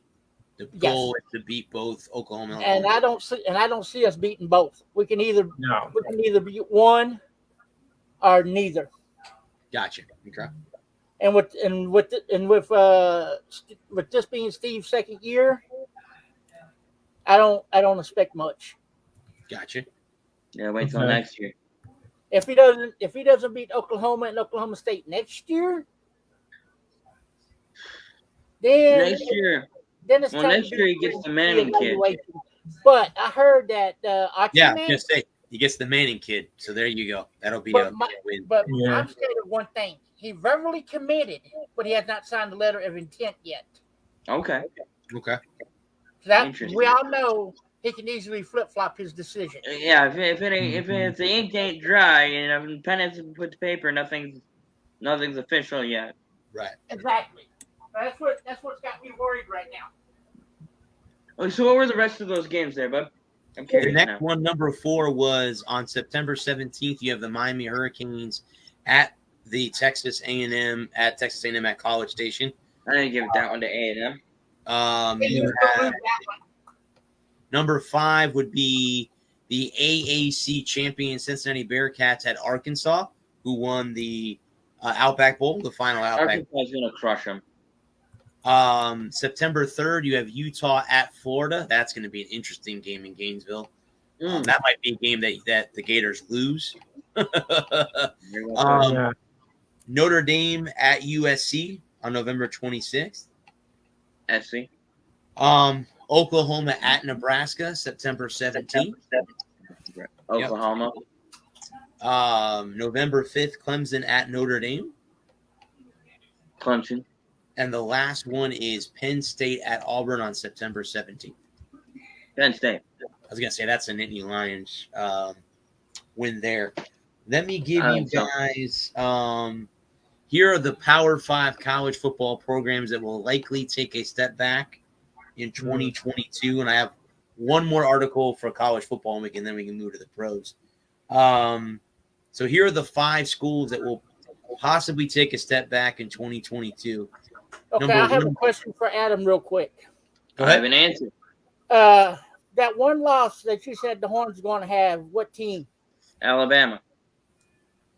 Yeah. So you think that's going to be our only loss this year? I think Oklahoma takes a step back. I don't see why you can't beat Oklahoma State. I don't see why you can't beat Baylor, and then everybody else is cupcake. They're all trash. Yeah, but like I said though, Oklahoma and Oklahoma State has been our Achilles heel for the longest. And I was 50-50. I'm 50-50 on both those games. I could see them going either way. So I could see both. As it sits right now, I say they're both wins, but they could easily both be losses, and then you're 7-4 right there. So or 8-3. Sorry, 8-3. I mean, where were you last? I mean, you have to beat Kansas. Period. Straight up. There's no question about it. You can't lose to Kansas twice in a row. No. You have to beat K-State. You have to beat Baylor. Being another in-state rival. We have to beat TCU. You have to beat San Antonio. You have to beat the Roadrunners, who are a dangerous team. They were very good last year in their conference. I hadn't even heard of the Roadrunners. They're Conference USA, if I'm not mistaken. They're a good football team too. They are very good. They were 10-1 last year. Made a bowl game. They're a very dangerous team. They have to beat them. I mean, well, it goes back. Who did Alabama play last year? At the beginning of the year, Miami? No, Miami played Michigan State. Yeah, they did. They played. Yeah, Alabama played Miami. Michigan and Alabama, Michigan State and Alabama, and we talked about that. The thing about it is you can't get shelled by Alabama. If you can hang with Alabama, I'm not saying win, but keep it close, keep it relatively close. Into the third, keep it to a 3 or 4 point game. Even 10 points. Keep it 10 points going into the fourth quarter. Don't get blown out. Be competitive. If you can be competitive, you can hang with Alabama, you should be able to run the rest of the table. I don't see why you can't run the rest of the table. I think Oklahoma's poised to. Well, Oklahoma has a new head coach, right? Gundy's a. But Gundy's a mess. They do have a little quarterback that can be dangerous. Oklahoma does. Caleb, what's his nuts? Because I can never remember his last name. For OSU or for Oklahoma? Yes. Mm-hmm. Yeah, I don't remember his name now. He beat Spencer out of the starting job. Yeah, then Spencer went to South Carolina. That's just how good he's good, but I don't know. First year head coach. We'll have to wait and see. But yeah, other than the Alabama game, Dylan Gabriel. Is it Dylan Gabriel? No, he can't be. Gabriel used to play for UCF at one time. Nick Evers, is that the kid you guys are referring to? No, his name was Caleb. Oh, Caleb Williams. Yeah, that's him. Yep. He came in the Texas game in relief of Spencer Rattler. Nearly won the game too. Or did they win the game? I don't remember who won last year. Yes. Well, actually, Oklahoma tore us up. It says right here. It says Caleb Williams entered the transfer portal. Ended up on USC's roster. Here are the starting quarterbacks for Oklahoma this year: Dylan Gabriel, Nick Evers, Micah Bowens, Ralph Rucker, and Ben Harris. And three of them are redshirted. Bowens is a redshirt sophomore. Rucker and Harris are redshirt freshmen. Evers is a freshman, and Dylan Gabriel is a senior. Gabriel played for UCF, so he must have transferred from UCF to Oklahoma this year. Where did Caleb go? To the portal. UNC, did you say? USC. I'm not sure if that's South Carolina or if that's the Trojans. No, Spencer went to UCF. Okay. I think. He went to South Carolina. He went to Gamecocks. He's a Gamecock. Okay. SEC. So where did Caleb go, though?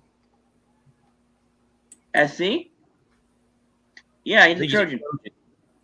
Yep. He's a Trojan, yeah. He went to SC with the coach. For Oklahoma's head coach. Who got that? Riley. Lincoln Riley? Lincoln Riley. Yep. Yeah, Lincoln Riley. Okay, so he went to what, LSU? USC.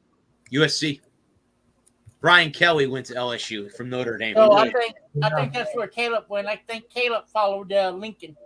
Indeed. Sounds like it. Okay. Yep.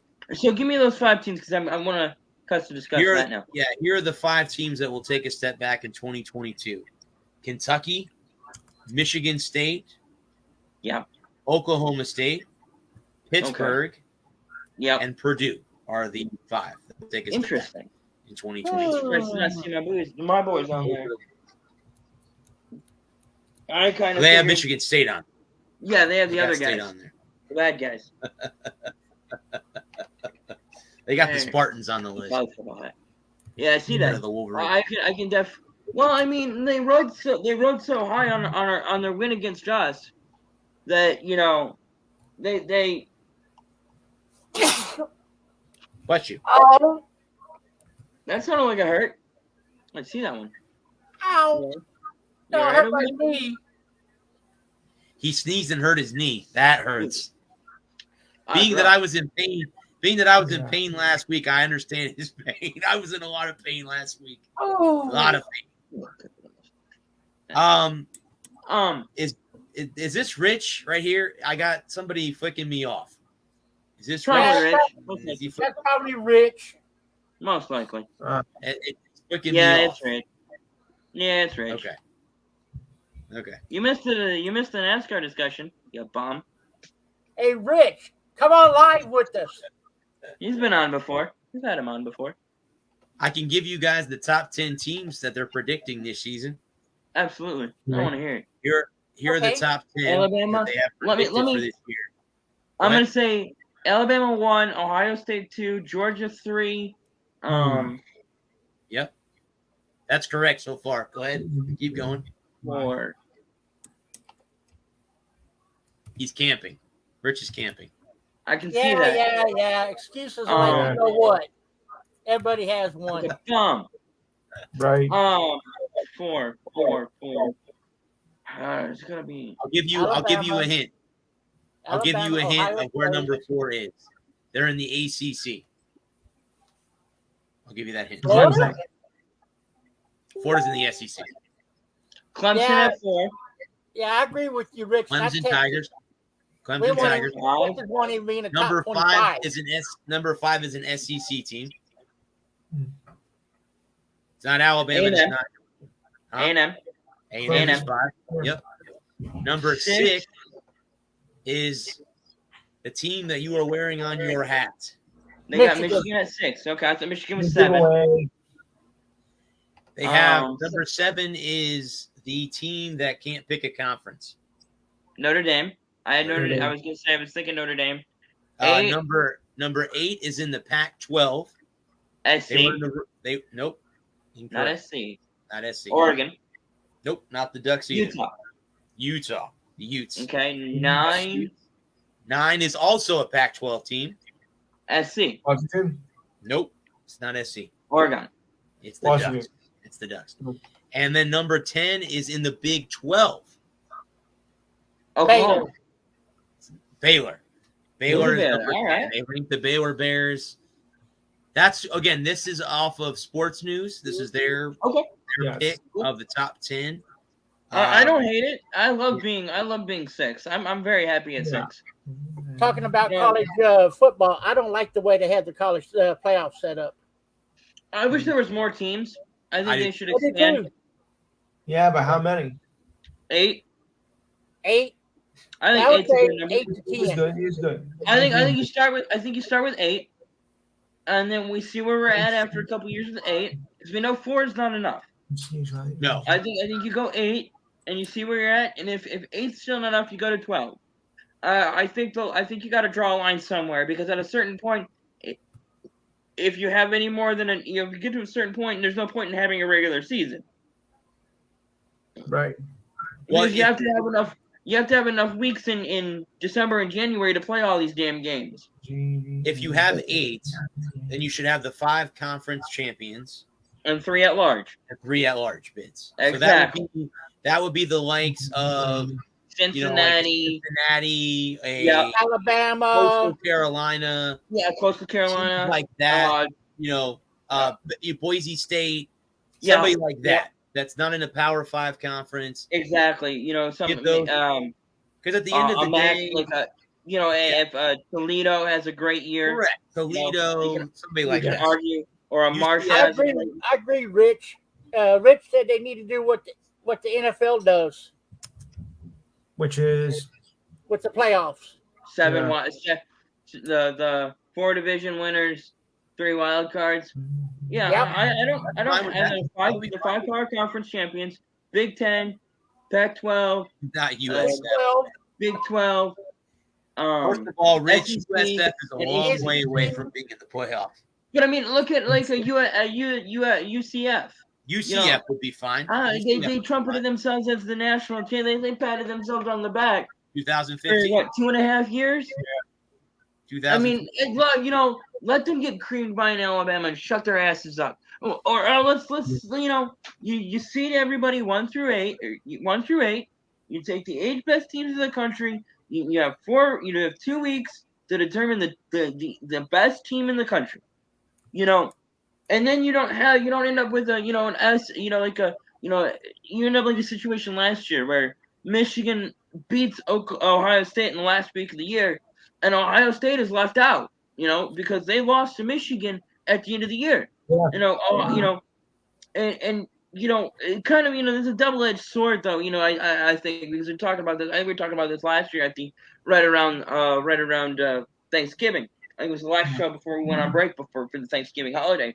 We were talking about, if you're an 11-0 Ohio State team against a 7-6 Michigan or 7-4 Michigan team, and yes, I put, I'm not, of course, my own bias would rather be 11-0 Michigan, but do you rest a guy? Do you not start a guy? I'm sorry. In that big rivalry game, is it cheapen rivalry week? Do you not if you already know that you're gonna go play in a bowl, you're gonna go play for a national title. Do you rest your starters in that what used to be rivalry weekend? Like does Florida, if FSU is down again and Florida has a chance to go play for a national title, do they rest their starting quarterback? Rich, who was the last Florida team to beat Michigan? We beat Michigan a couple of years ago, buddy, in a bowl game, and we whooped their asses. Yeah, I'm sure we did. When was the last time Florida State got to a bowl game? You let me know about that. I remember that. We beat Michigan handily a couple of years ago in a bowl game. Trust me. So, anyway, thank you for bringing up such a painful memory. Why don't you give me a nice paper cut and rub lemon juice into it? We're close.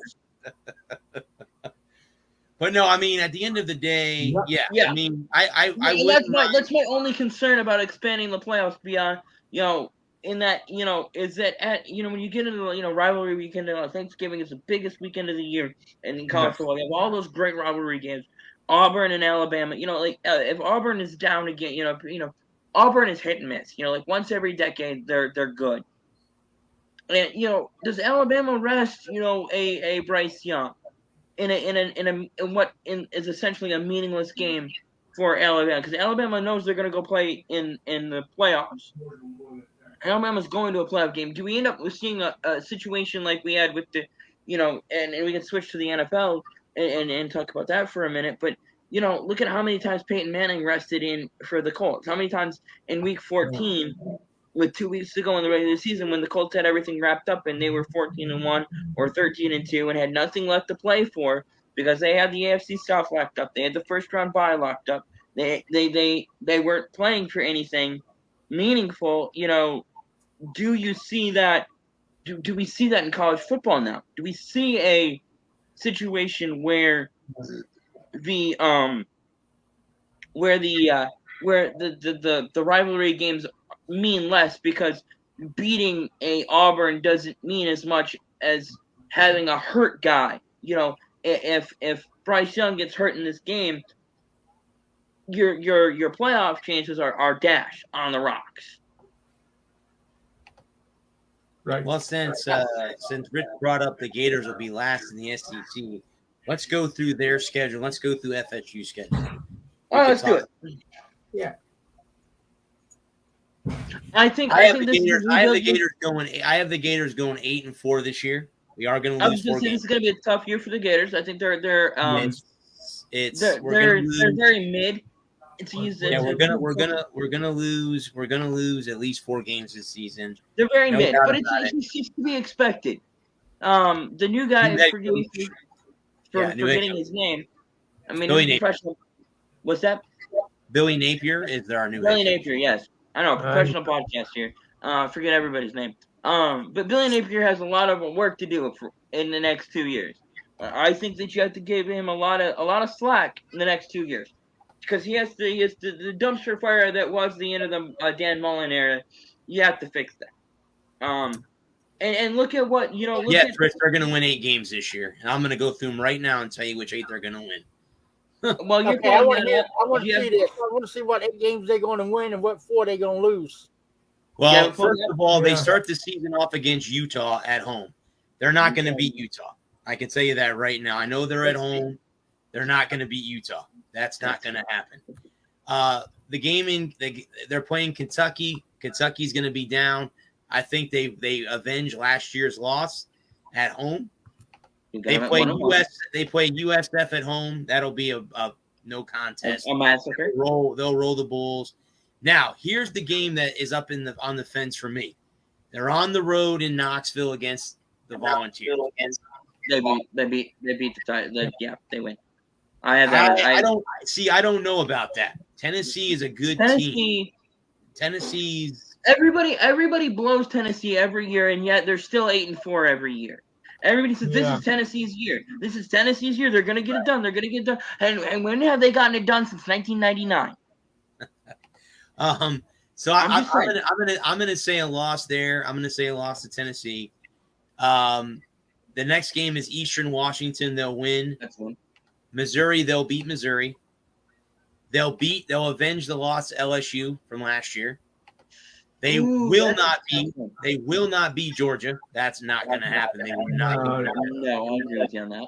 They will not beat Texas A&M on the road. That's not going to happen. Not in College Station. They will beat South Carolina. Yep. They will beat Vanderbilt, and they're going to crush Florida State, because Florida State is always hyping them up too this year. Yeah, well, they do that with all the other 3. They hype Miami. This is Miami's year. They're back. Yep. They hype FSU. They're back. And yet, year in and year out, they're both 8-4 teams. Yeah. So I mean, come on, man. Yeah. So again, I have them losing to Utah, Tennessee, Tennessee, Georgia, and Texas A&M. So there's the 4 losses that I predict, right there. Yeah. There's the 4. So I don't. I'm just flipping you off again. He's pissed off because I'm talking shit about the Seminoles, and that's the way he is. He's pissed off that I'm talking shit. So let's go through the Florida State schedule, because I'm curious. Okay. Let's see, first of all, since Mr. Seminole's on there, how many games are they going to win? I want to know. I want to know how many games they're going to win this year. I'd say Well, if Florida I'm going to State go out on a wins limb, I 6. think he's going to say 13-0. But 16. No. That's it. They're not going That's it for the 13-0. Florida State Seminoles. well, I mean, he's drinking the Kool-Aid so hard you'd call him Jim Jones over there. Right. All right, they start the season. They start the season on August 27th against. Oh, they'll win that game. I'll spell it out for you. It's Duquesne. Duquesne. I'm not even really sure who that is. Okay. Then they go on the road to Baton Rouge to play LSU. That's a loss. Then they go on the road to play Louisville. That's a win. They are at home against Boston College. That should be a win. Home against Wake Forest. That'll be a loss. Wake Forest is a good football team. Wait, that could go either way, honestly. NC State on the road. That'll be a tough game. That's a tough game. I'm gonna say that's a lot. I think they'll beat Wake, but they'll lose that to NC State.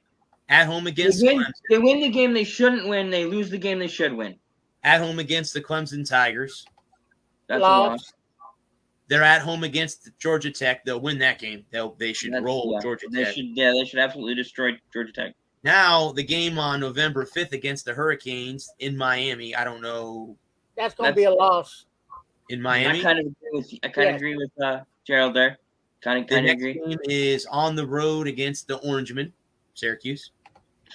That should be a win. Going to be a loss. Then they're at home against Billy Napier's former team, Louisville. Louisiana, the Raging Cajuns. So that could be a loss. And then they're at home against the Gators. And that's a loss. I have to agree. I know Brad. Brad's a big Gator, and I know hometown cooking and whatnot. But I don't think Brad's off his medicine. I don't think Brad's off the line. I really think he's got. I think that and I'm not just because he's writing the checks, paying my bills, but and then he brings me on the show every week, and I appreciate it. But I think No. I'm waiting for that check. It still hasn't cleared yet. But I don't have any money. Not yet. I'm working on it. So how many wins and losses does that give Florida State? I think they're at what 6 and 6. 6 and 6, 7 and 5. I think. Yeah, something like that. There's no 5 and 7. There's no way they're gonna win 8 games this year. I don't think so. Well, here's the question. Here's the question I have for Rich, because he's a Knowles fan, and I want to ask this question: if they have a subpar season, say they go 6 and 6, or say they go 5 and 7, is that it? Is this it for their head coach? Because he's got to be gone. Because he had 4 years? This is his 4th year. This, I believe, is 4th year. So I can't remember his name. I can't think of his name either. He coached Memphis before. I can find out real quick. Let me look it up. Yeah, go for it. He coached at Memphis for a couple years. Got that program off the ground. Turned around. Yeah. I think Memphis could be scary in the AAC.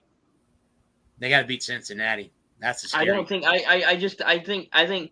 You're talking about that downturn for the Power 5. I see this as Cincinnati being. I see this being a down year for. I mean, how do they replace Desmond Ridder? And that corner that they lost, the Sauce there. I think SFU. Mike Norvell. Yeah, that's it. I think this is a make it or break it year for Norvell. Well, Richie, what's the bet? He wants to make a bet with me, so I'm all ears. How about the bet is if Florida wins, he has to dye his hair orange and blue, and if FSU wins, you have to dye your hair scarlet and gold. I can do that. I will agree with that. Here, see that. I think that's a fair bet. I can. Well, I was gonna say either that or I'll wear FSU gear on the show. You can get an FSU hat or whatever. I'll wear an FSU hat or a T-shirt. I'll do that. I'll dye my hair too. I don't care. I love dyeing my hair. I did that 2019. I dyed my hair maize. I went to this funny story. So I went to the barber shop or the hair salon just down the road from me, and I'd never been in there before. And I was like talking to the lady. I was like, "Hey, I just want to get a haircut and I want to dye my hair maize and I want to dye my beard blue." And she's like, "All right, we can do that, no problem." Should we start talking? And she's like, "Oh yeah, you work up there at the shop down the road." I'm like, "Yeah." And she's like, "Oh, my daughter works there." I was like, "Who's your daughter?" And she's like, told me who her daughter was, and I don't want to put anybody's name out there because I don't have their permission to use their real names. But and I was like, "Oh, okay, well, small world." We get the picture. So yes, yeah. I mean, so Rich, you can Is it message September me yet? privately. Something up. Is it September yet? No. If the Gators win, I'll wear a Gators hat on the show. I agree with it. I will do that. I have no problem doing that. I will take that bet. I will take that bet. I have no problem with that. So the NFL, a couple things going around. Obviously, the big thing going right now, obviously, is Daniel Snyder's, God knows what's going on in Washington. And don't forget, we lost the great and Tony Saragusa. Yes, we did. I was going to bring that up. We lost it. Yeah. I've met him. His family. Did you really? How was he? He was 55. Yeah. Yeah, he died young. Can you go ahead and tell us that story, Lou? Well, not what you saw. I mean, he owned a bar in the short area of New Jersey. I didn't believe it was him at first. Like, yeah, you're Tony Saragusa. Yeah, I am. Wow. It was a friendly conversation. I met him once or twice. Okay, cool. Yeah. Was he nice? Yes, he was. That's good. This was after his playing days. Yeah, I imagine so. Because he owned that bar, in New York, right? Jersey Shore area. Jersey Shore, okay. Was he really built like he was when he was playing, real stocky? Oh yeah. I mean, I loved, my favorite was it was Goose and Moose and Marv Albert. No, it wasn't Marv Albert. It was who was it that was there? Was their play-by-play guy? They were great together. Moose and Goose. I got they were one of the. They were one of the. I can hear his voice in my brain. Not Kenny Albert. No. Don't mention him. Yeah. Kenny Albert's great. I can't stand Kenny. Kenny's fantastic. I can't stand Chris Collinsworth neither. Thank you, Gerald. He's a Gator. I can't stand Chris Collinsworth, and he's a Gator. Can't stand him. Never. Never. I cannot remember. I wish somebody would take a whole roll of duct tape and duct tape Collins's mouth shut. Well, here's the question I have now that Al Michaels went to Amazon. Who's going to be his guy? Replacement? Who's going to be Chris Collinsworth now? Probably nobody. Nobody would want to work with that. Mike Tirico? Because Monday Night Football is going to be Joe Buck and Troy Aikman on ESPN because they moved from Fox to ESPN. So those will be that'll be your Monday Night crew. Will be those two. Right. So. And what about Fitzpatrick moving over to Amazon Prime for the? I can't wait. I think he's going to be great. Yeah. I think he's going to be great. I can't wait. I think it's going to. I can't wait. I hope he's going to be great because I think he's hilarious. He's always good for a soundbite. Yeah. He's had a kid in every city he's played in. Dick Stockton. That's who it was. Oh, Dick Stockton. Dick Stockton, Daryl Johnson, and Tony Saragusa. Yeah.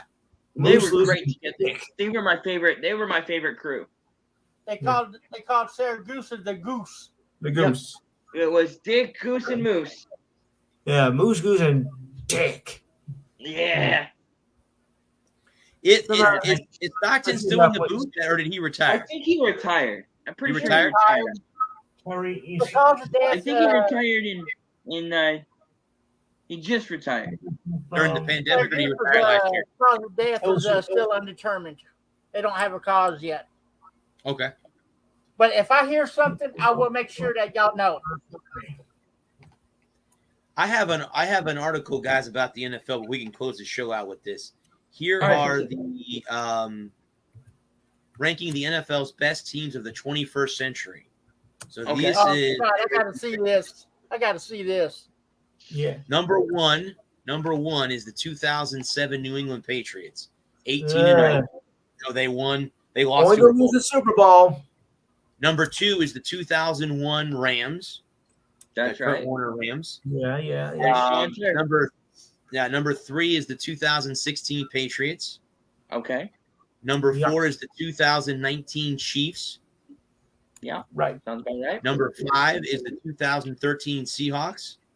Okay. Legion of Boom. Okay. Number six is the 2019 Saints, or 2019 Saints, excuse me, the 2009 Saints. Yeah. The number seven is the 2005 Steelers. Number 8 is the 2006 Colts. Mm. Number 9 is the 2010. That's the only Super Bowl won by Aaron Rodgers so far. Number 10 is the 2015 Panthers. Yeah, they were really good. And the honorable mention would be the 2000 San Diego Chargers in LA. At the time, they were San Diego. Not LA Chargers. So there is the That 10. Chargers team is such an enigma. Okay. Lou, you know the answer to this question that I'm about to ask. I want to see how good Adam and Brad are. All right. Let me look it up again.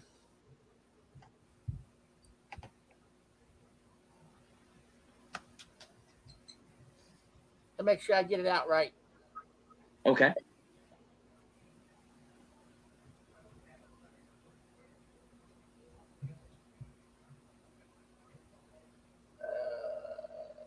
But let me go this way.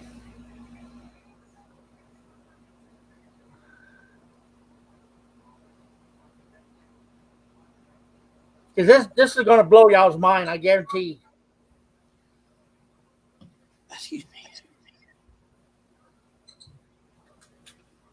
Shouldn't be playing. I feel like I should be playing the Jeopardy music.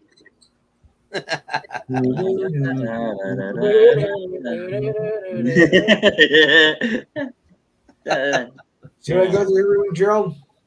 Huh? See what I go through every week?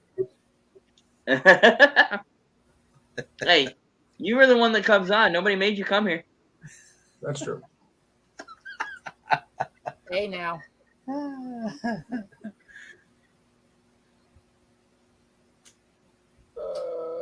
Where is it? I know I did. Okay, Lou, you can probably help me out with this if I mess it up. Which NFL team made their first ever Super Bowl appearance in 2004?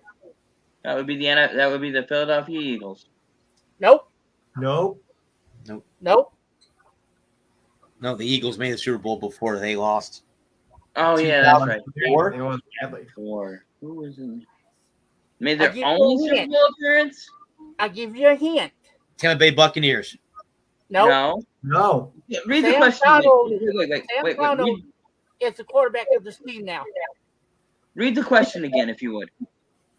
Which NFL team Made their first Super Bowl made their appearance? ever first appearance in the Super Bowl in 2004?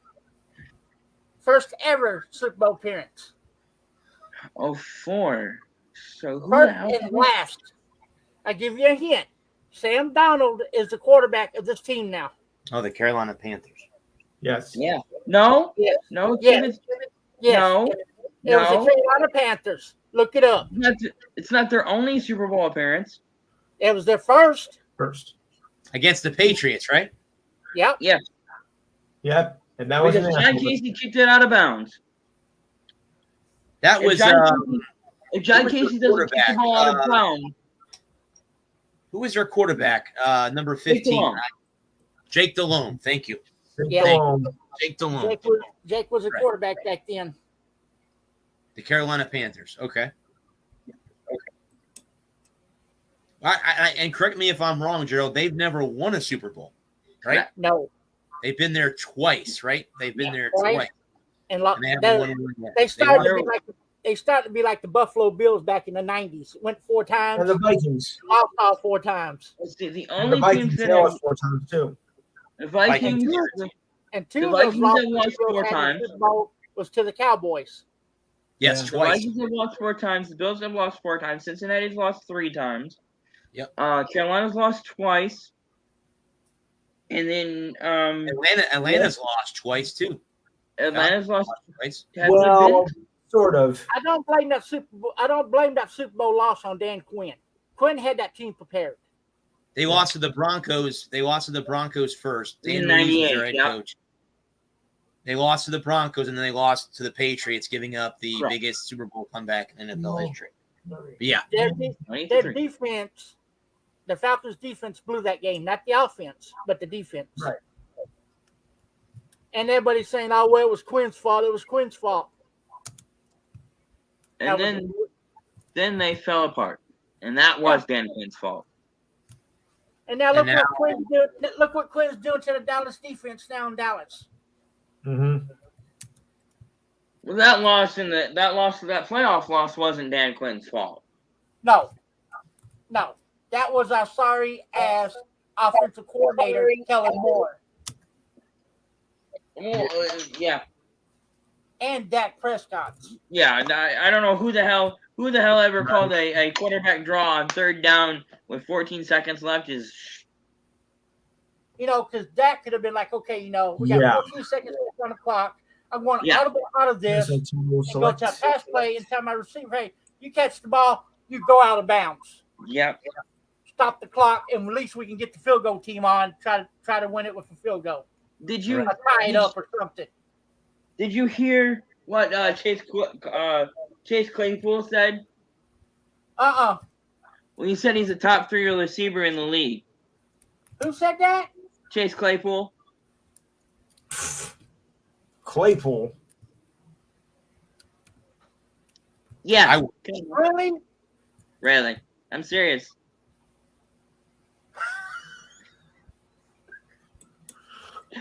I think the top, you gotta go. Devontae Adams is number 1, right? Is that consensus?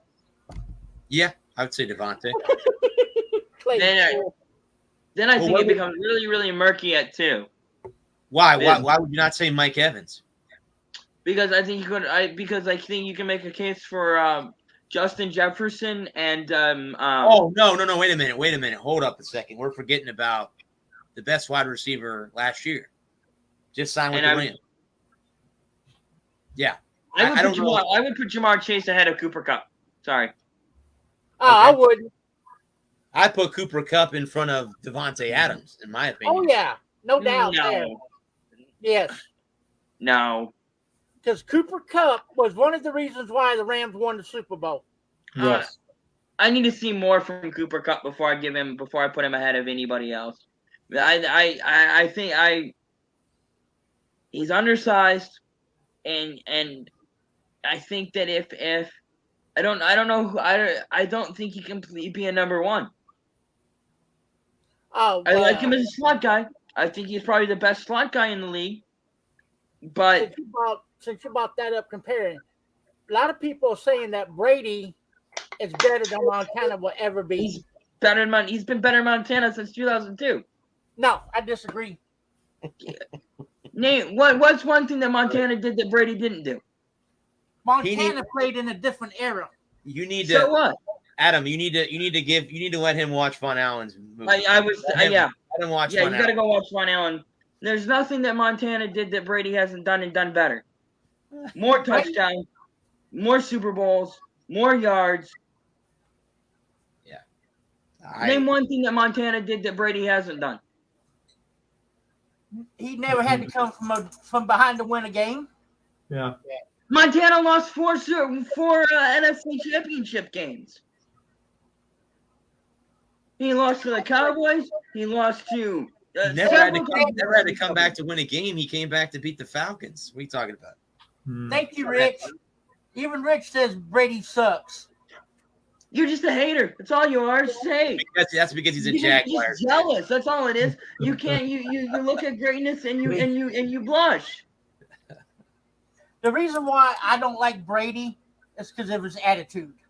He said the exact same thing about Kyle Busch. He just disrespect. It's not disrespect. Just disrespect. Well, if if you think Brady, it's the same thing about Steph Curry. We think Brady's cocky. You got to put Aaron Rodgers in that same conversation. Oh yeah. Yes. No one's more cocky than Aaron Rodgers. I don't think. No, not at all. Oh, Rick, you hit Brady and he cries. No, he doesn't. That's what Rick said. No. What the fuck are you talking about? Come on, man. Come on, man. Put it to you this way: the Bucks won a Super Bowl 2 years ago, and with one defensive hiccup, they would have been back there last year again. So if it wasn't for Tom Brady, they wouldn't have had a sniff in that game. No, not even close. Against the Rams. They won a one with Jameis. Speaking of FSU quarterbacks, they won a one with him. You mean the turnover machine? I mean, he's making up another turnover now. Yeah. Jameson ain't that good. Nah, he's in New Orleans now. We'll see. He's a 30 for 30, man. I would say Jameson's probably a top 20 or 25 quarterback. Top 20. I'd say I agree with that, Gerald. Yeah, I agree with that. I like that. But that's the only team that Tom has had struggled against during the regular season is the Saints. We'll see if that changes this year. Because that's the team he's 0-4 against the Saints with his 2 years with the Bucks. Yep. 0-4 against the Saints during the regular season. In the regular season. Well, now since the Saints don't have Sean Payton, this could be Brady here to take the Saints out. That'll be interesting. I really honestly can say that it's the Bucks division to lose. The NFC South is the Bucks division to lose. I agree. Because what about the NFC East? Whose division is that to lose? I think it's going to come down. I think it's the Cowboys division to lose because you guys, the Giants are in a rebuild. They had a good draft. The Giants and the Jets had a good draft. Yeah, but the Eagles got a damn good defense this year. But the Eagles got to protect their quarterback. That's been the issue.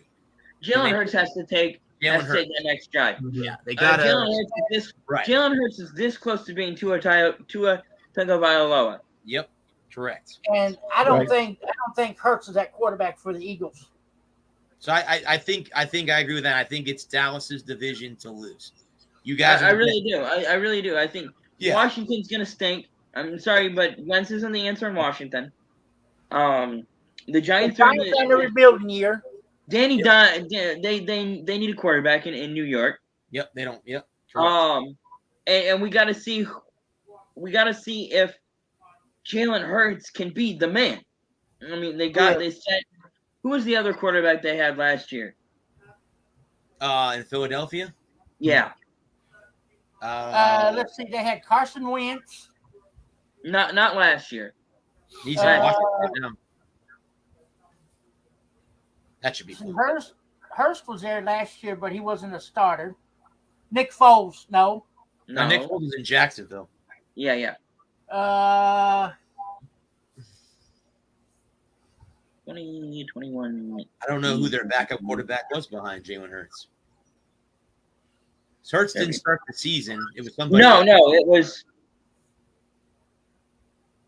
somebody. There was another. They had another quarterback there on the roster. That was. Oh, this is the current. It's the Jaguars' division to lose in the AFC South. The AFC South is the Jaguars to lose. I don't know about that. I would say it's the Colts to lose. I was gonna say I think it's Indianapolis. I would have to say the Colts since they got Matty Ryan. I think Matty Ice is going to be can be a difference maker. I think the best part about what he has going there in Indy is he doesn't have to be the man. Nope. He just turn around and hand the ball to Jonathan Taylor 25 times a game, and he'll be all right.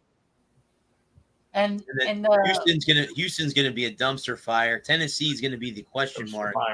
And then can Tannehill be the man? And Jacksonville, it'll all depend on if they can keep Trevor Lawrence upright. That's the thing. Can they keep Trevor Lawrence upright? So I hope they can keep him upright. I'm not anything against Jacksonville, but they got to keep their quarterback upright. Lawrence spent more time on his back than. Never mind. I know where you're going with that. As long as the head coach doesn't kick anybody, we'll be all right. That's not going to happen. That's not going to Well, happen. you know where I was going with that, huh? Yeah, I knew Yeah, exactly. I think we all It was do. Gardner Minshew that was the other quarterback in Philly last year. Gardner It was- Minshew. Okay. I was trying to come up with. But I wasn't going to say the whole thing. No, I No. think the so then the Jacksonville don't have a line. That was the issue last year with the Jaguars. They didn't have an offensive line. He's saying that the Colts don't have an offensive line either. I don't know what the status is in Indianapolis on what they've done. If they drafted offensive line, turn around and hand the ball to Jonathan Taylor 25 times and let him do what he do. That's all you got to do. The recipe for success in Indianapolis starts with 28 and ends with 28. And also, don't forget that the Colts have some great receivers too. Yeah. They do. And Matty Ryan, the pressure is off Matty Ryan, right? Because he has a great running game now, which he hasn't had for 6 years since Michael Turner was there in Atlanta. Well, okay. I was gonna ask Lou. He's a Jets fan. Where does he see them finishing in the AFC East? I think it's going to be behind the Bills, but respectable. I have them behind you. Do you have them finishing in third or fourth in the division? I am finishing second. So you say Buffalo, Jets. Then who's after that? Miami, New England, or New England, Miami? and then them. I got Miami finishing last because I don't think Tua can hang this year. I said this 2 years ago when Miami was looking for a new coach when they let Flores go, is that they needed to bring in a guy that ran a West Coast offense, a underneath intermediate style offense that allowed Tua to get the ball out quickly, because that's what he does very, very well. Is he gets the ball out quickly, and makes good decisions. Yep, makes good decision with the ball. I think Tyreek Hill is a great pickup. I think that speed and space is going to be the key for the Dolphins this year. Rich, what's wrong with him saying that Jacksonville has an offensive line? No, they don't. They never had an O line. He has the Jets last in the division. I don't think the Jets. I have the Jets at third. I have the Jets at 3, and I think they'll be much improved. I see them at 6-11. I think they will win a handful of games. I think they will be better. I like what they did in the draft. I thought they got some good pieces in the draft. I like Bryce. The running back that they picked up from Iowa State? Bryce Purdy? No, he's a Breece Hall. Breece Hall. Yeah, Breece Hall. And I think Zach Wilson's going to have a breakout season. There's where I think, Gerald, you hit the nail on the head. I think this is a year that he shines in New York. I think the weapons that they gave him, the draft that they made, the Jets are going to take a step forward. So will the Giants. It's going to take a couple years, but what's going to end up happening is both of those teams, with all the picks they had, will move forward. I'm going to say the Jets finish maybe third or fourth in the division. I have them at 3. I have them behind, and I could see them at 2. If they get a couple of breaks here and there, it could very well be 2. And they could be ahead of New England. It's Buffalo's division to win. I have Buffalo at 1. The Jets. Don't sleep on the Jets. Do not sleep on the Jets. You fall asleep on the Jets, you're gonna get burned. I think the NFC North is Green Bay to lose. Yeah. Yes. And the South, I think that's going to be the Rams division to lose. The West. You mean the West? The West. I'm sorry, the West. Yeah. Because I like Kyler Murray, but he's got to step it up. I like Kyler Murray. Finish 2. I think the Cardinals finish second. I think so too. Or San Francisco right now. Yeah. Before we're not even July yet, so August. when the calendar flips to August, we start getting into mini camps, start getting ready for the preseason. We can make predictions. We'll really see how things are gonna develop in the first 4 weeks. Not that far away, you know. It's still too far away though, Lou. Still too far No, away. actually, Month and a half. yeah, Month and a half. Month and a half. Yeah, but I gotta sleep until then, so it's a long way away. Well, what is no sleep in there? What is that? A month and a half. Month and a half. Month and a half. Still a lot of sleep. I look at very high rates in the summer. We can go ahead and call it a show if you guys want to. Both Lou and Gerald, if you guys want to prep your show, go right ahead. I'll give you guys the floor. Go ahead, Joe. You can go first. No, you go first, Lou. Okay. Anywho, the Enhanced Sports Show, we keep rolling on every Saturday, 5 to 7 p.m. Eastern Time, 4 to 6 where Gerald is. This week is going to be another big show. Of course, we're going to discuss the last of the NHL Finals. We'll also go through the NHL Awards, the NBA Draft, also NBA Summer League, or as I like to call it, NBA Summer School. Not to be sarcastic, but I think of that as summer school for the NBA. The USFL playoffs. The USFL. I like how he says that. I didn't say it out loud, though. That's what the USFL.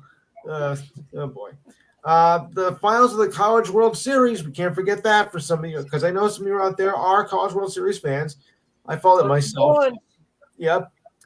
We'll also recap the U.S. Open Golf Championship that happened this year. You might hear me do some ranting about the LIV tournament. Oh boy, it's gonna be fun. And we'll discuss, of course, Major League Baseball as well, and everything else. And of course, the number is 512-543-4662. 512-543-4662. I know that Bradley and Adam probably won't come, so I'll just mention this. This Saturday is a milestone for me. Gerald, you'll know this by the time you get on Saturday, hopefully. As you know, that I started this mission with a friend, who has passed away. And if it wasn't for him, I don't think I'd be doing it. And this week marks my 9th anniversary of getting into podcasting. So I now launch my 10th season. How about that, guys? Milestone. Congratulations, Lou. 10th season starting now. Congratulations, bud. And Southside in New York. Yep. There you go. Yep.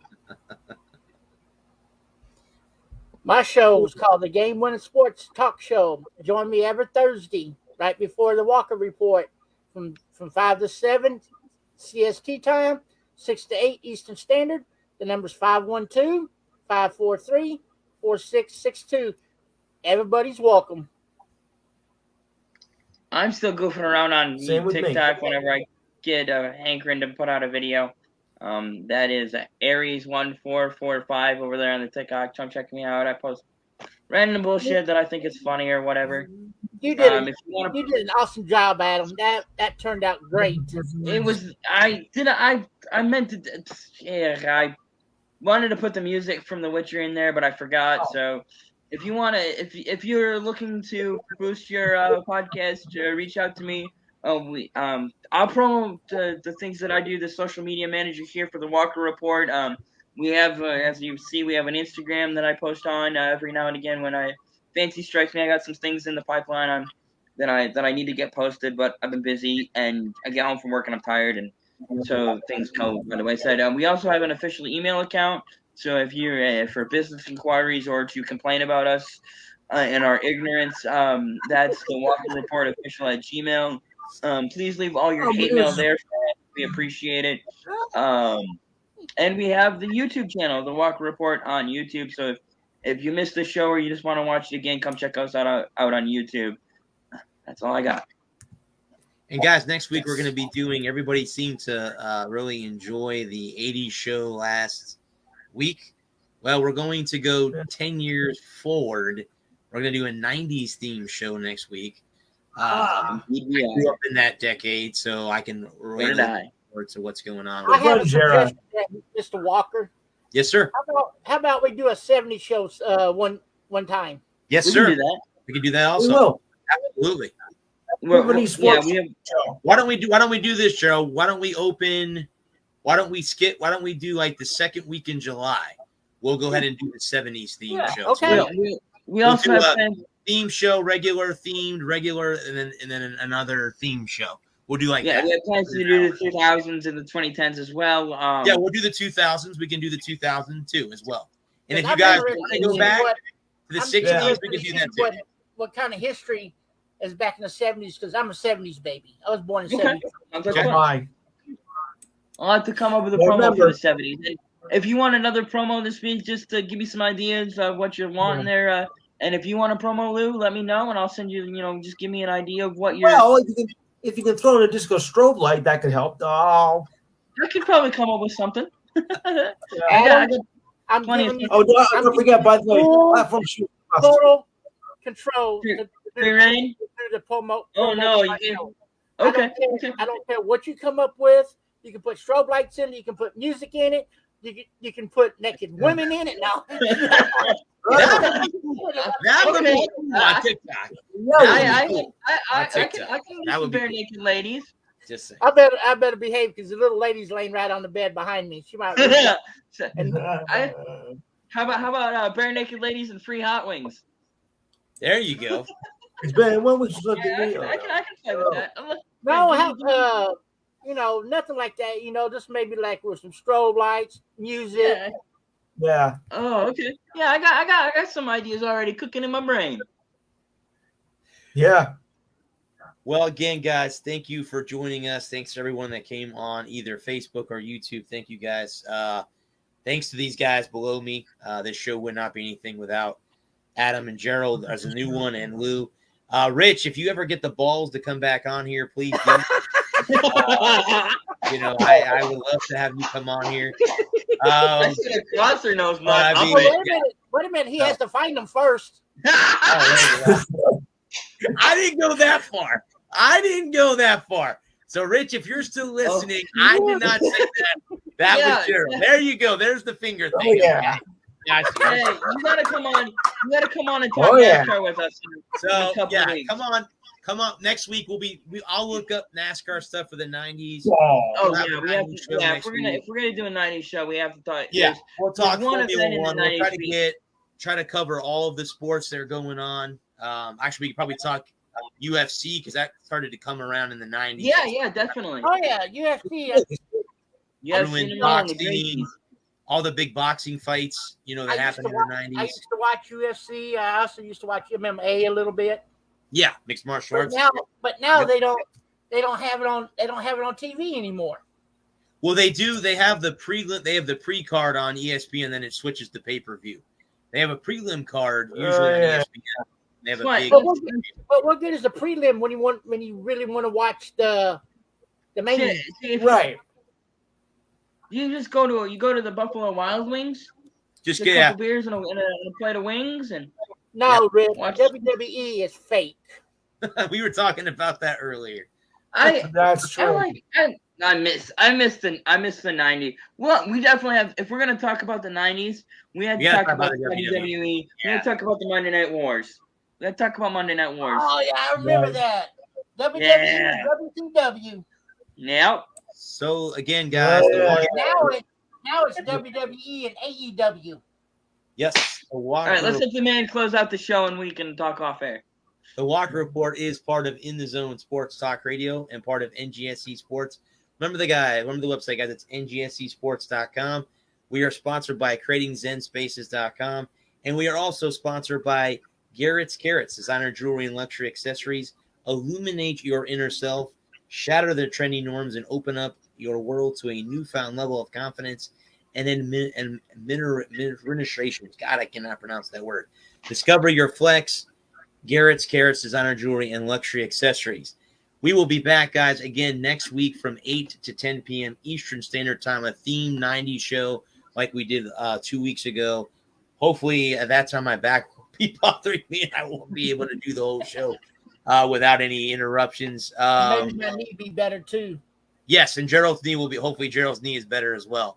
But until then, guys, everyone, please stay safe out there. We love everyone that comes on here and talks, whether you talk shit or just come on here just to watch us talk shit. And yes, Actually, Adam, there is a local radio show that every Friday they do what they call the mailbags, and they go over bad emails, bad tweets, and stuff to the show. I wish we could do something like that where we can have people, rag on Yeah, us. definitely. Yeah. If we ever get any emails, we'll totally we'll bring them up. Yes. And then Rich, I'm not really sure what that means. Can somebody I translate got that two for me? words for you. It starts with F and ends in U. I got 2 words for you. Yeah. And if There you're you not go. down with that, Screw anything going on. Yeah, everybody, guys, enjoy the rest of the NBA draft. I think they're getting ready to getting close to closing up the first round of the I got my eye on it. of the draft. Talking yes. young, watching this at the same Thank you, time. Rich. Yeah, we appreciate that too. That's going to get me Even- banned off of. But anyway, Oh Until no! next- We just did that. until next week, guys, everyone, please stay safe. Thanks to the men and women of our armed forces and our first responders. Thank you guys for what you do. Until then, guys, everyone, have a good night. It's okay, Rich. You're fine. Peace. Good night, folks. this is Good night. that